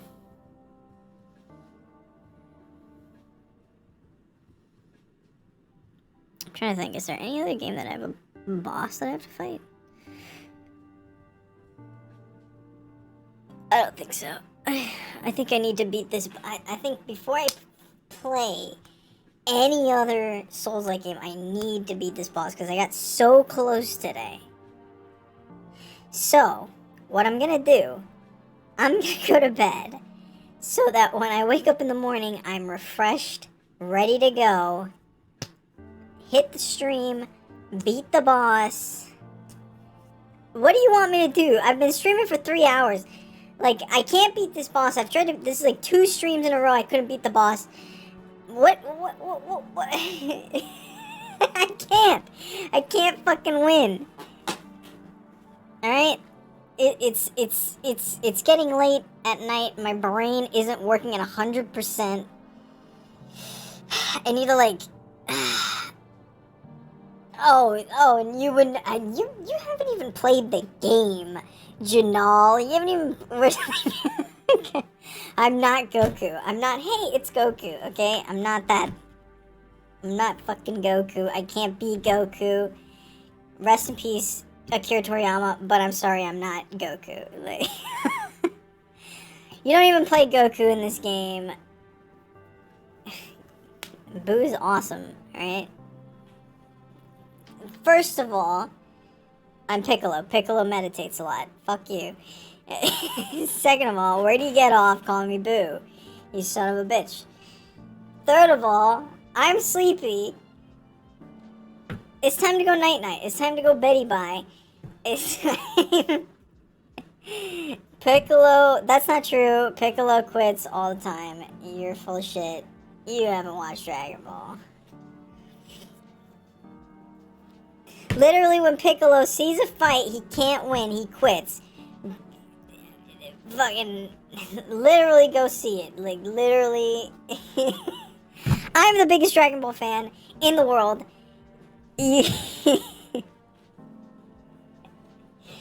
Oh my goodness. He does not die. He does not die. He does not die. No, Piccolo quits. Sometimes he just quits. When the like every other Z fighter, when the odds get too difficult, and they're like, all right, peace out, Goku. We're gonna head over here. I remember him doing that. Shut your mouth. You can only die twice in Dragon Ball Z. Don't fucking tell me I'm wrong. He hasn't died more than twice, which means he's dipped out of multiple fights. He dipped out of the Broly fight. Fuck yourself. He was not there for the Broly fight. He wasn't there for Beerus. He didn't fight Beerus. Did you see Oh, I'm sorry. Did Piccolo fight Beerus? Oh, wait. So Piccolo fought Beerus now. Oh, okay. So when Beerus came down, he said, I'm God of Destruction. Fight me, Goku. Piccolo was like, oh, I'm going to fight him, bro. I'm going to fight. No. He said, actually, no, I'm not fighting that guy because I'm not crazy. And he said, peace. I'm going to be over here meditating, thinking about the universe and some shit. Take that. Ram it up your you-know-what. And have a good night. Because you deserve to sleep as well.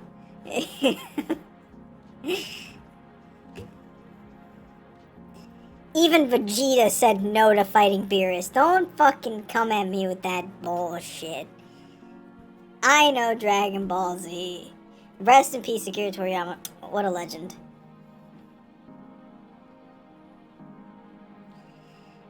That's not true. I just said Vegeta didn't want to fight him. So Vegeta fucking did. So, okay, so now I'm Vegeta. Awesome. I love Vegeta. Vegeta's one of the best characters in Dragon Ball Z. See what I mean? Get done. You thought you could come into my chat and pull some bullshit on like Dragon Ball Z. Vegeta said, nah, fuck that. I'm not fighting Beerus, God of Destruction. That's all you, Goku. I'm literally gonna sing and dance just so that he doesn't blow me up and kill me instantly.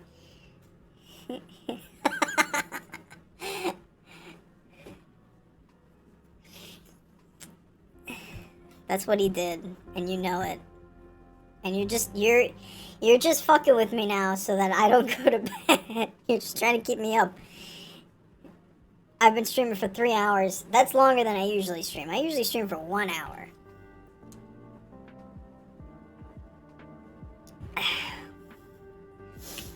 I hope you're ready to get fucking clipped, because this is a VOD, and it's going on my channel. He didn't fight Beerus! He didn't fight him! Oh my goodness, do I have to look up the Beerus fight now? On stream? On stream? Are you kidding me?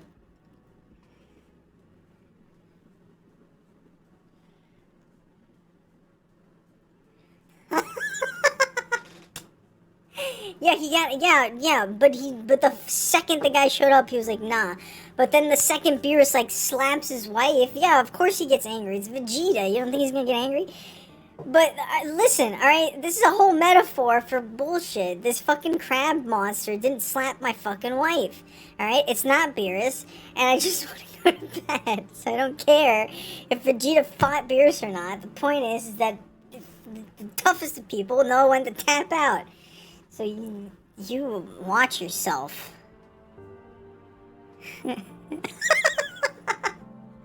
Vegeta vs. Beerus is a fight that takes place on Earth after the defeat of the Dragon Team. Vegeta is forced to step up against... Oh my goodness.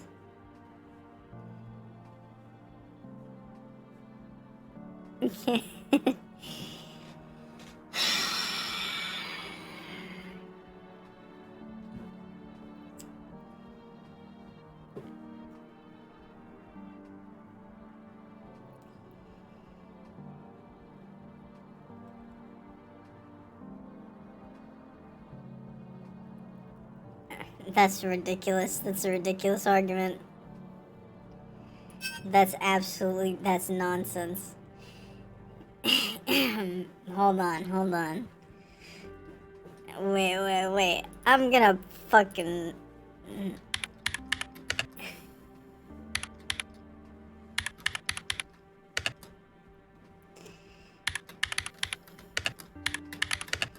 Hold on.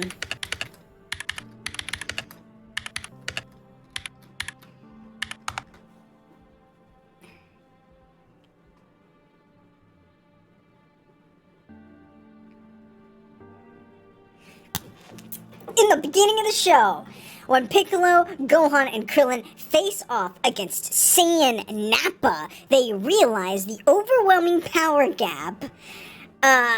Piccolo, understanding the dire situation, attempts to withdraw temporarily to strategize and protect Gohan.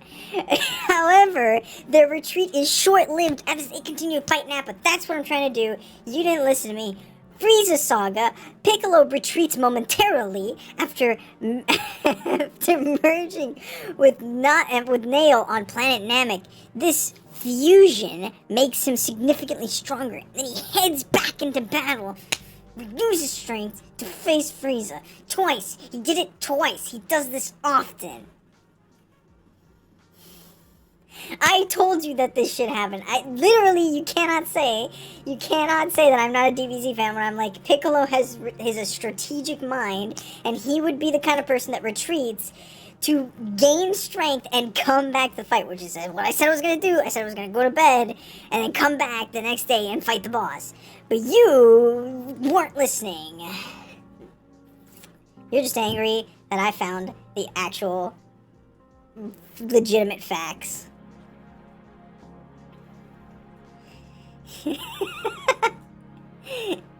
He's not a coward, because every time he leaves, he comes back with the strategy, either a strategy to defeat Nappa, or a strategy to, after he became, or to gain strength to defeat, whatever villain, to face Frieza, Frieza, bro, oh my goodness.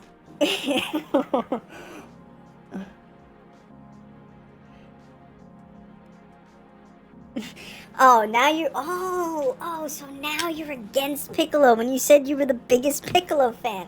We've got a fake fan here. You don't even know where you stand. Calm Carrot. What are you on about? Oh my goodness. I want to see you fight against fucking Super Piccolo from the latest movie that came out. I want to... Yeah, Kakarot. Yeah, okay. Listen here. You can't get mad at Piccolo for losing against Goku. What do you want about? You're crazy. You're acting crazy. You're fucking with me. You're fucking with me right now.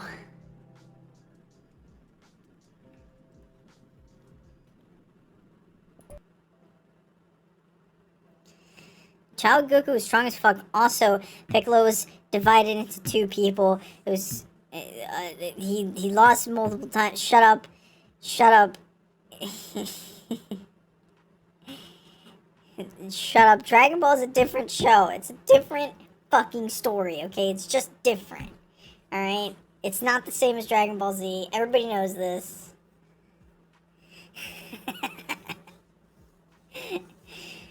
Why? What is this? What is this side of you coming out right now, Janelle? This is not. I was not expecting to get into a debate over the strength of Piccolo, the strategic mind of Piccolo. Insanity.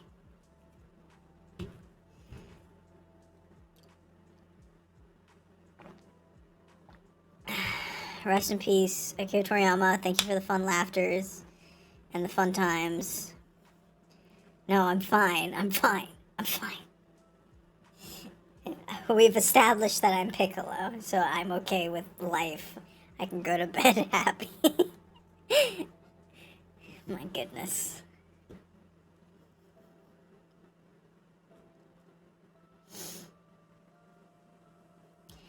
Anyways, thanks for joining me, Mr. Janal, if that even is your real name. And thanks for being here.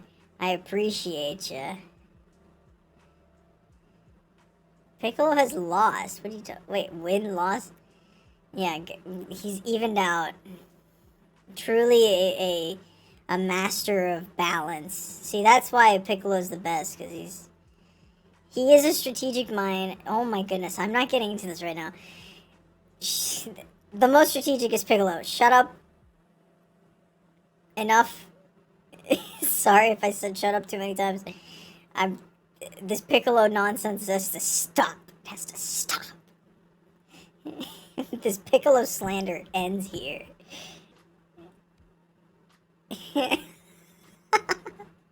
You're crazy.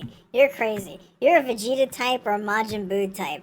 Alright? I already know what you're doing the quick flash blast of energy. The fucking whatever Vegeta does when he wants to kill somebody quickly. Yeah. Chaos incarnate. Turning people into candies. That's you. Crazy. Good night. Can you go to bed? Could you go to bed already? I'm trying to get to bed. Oh my goodness. Oh my goodness. Enough out of you. That's enough. That's the ending screen. There's nothing I can't. That's the the win is gonna come later. I'm not playing video games anymore. This wasn't even a video. This wasn't even supposed to be a video game stream. I wanted to like make art this stream, and then fucking you came in and we started talking shit. So that's that, really.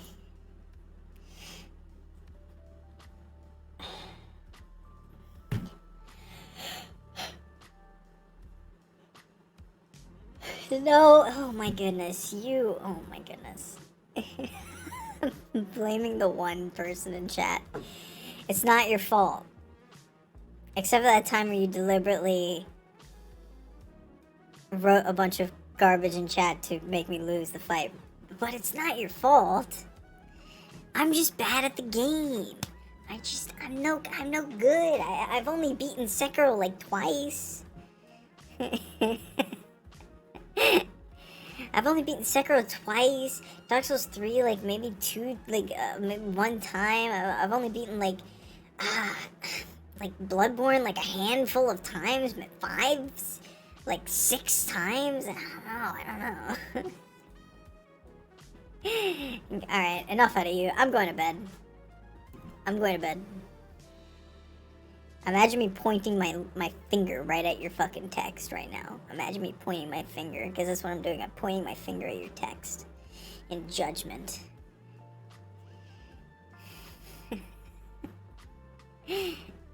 Enough. Good night. Thank you for watching. I appreciate you a lot. I really appreciate you coming in and talking a bunch of garbage with me. Thank you for being here. Thank you for watching. Thank you for interacting. Have a good night. Enjoy the music.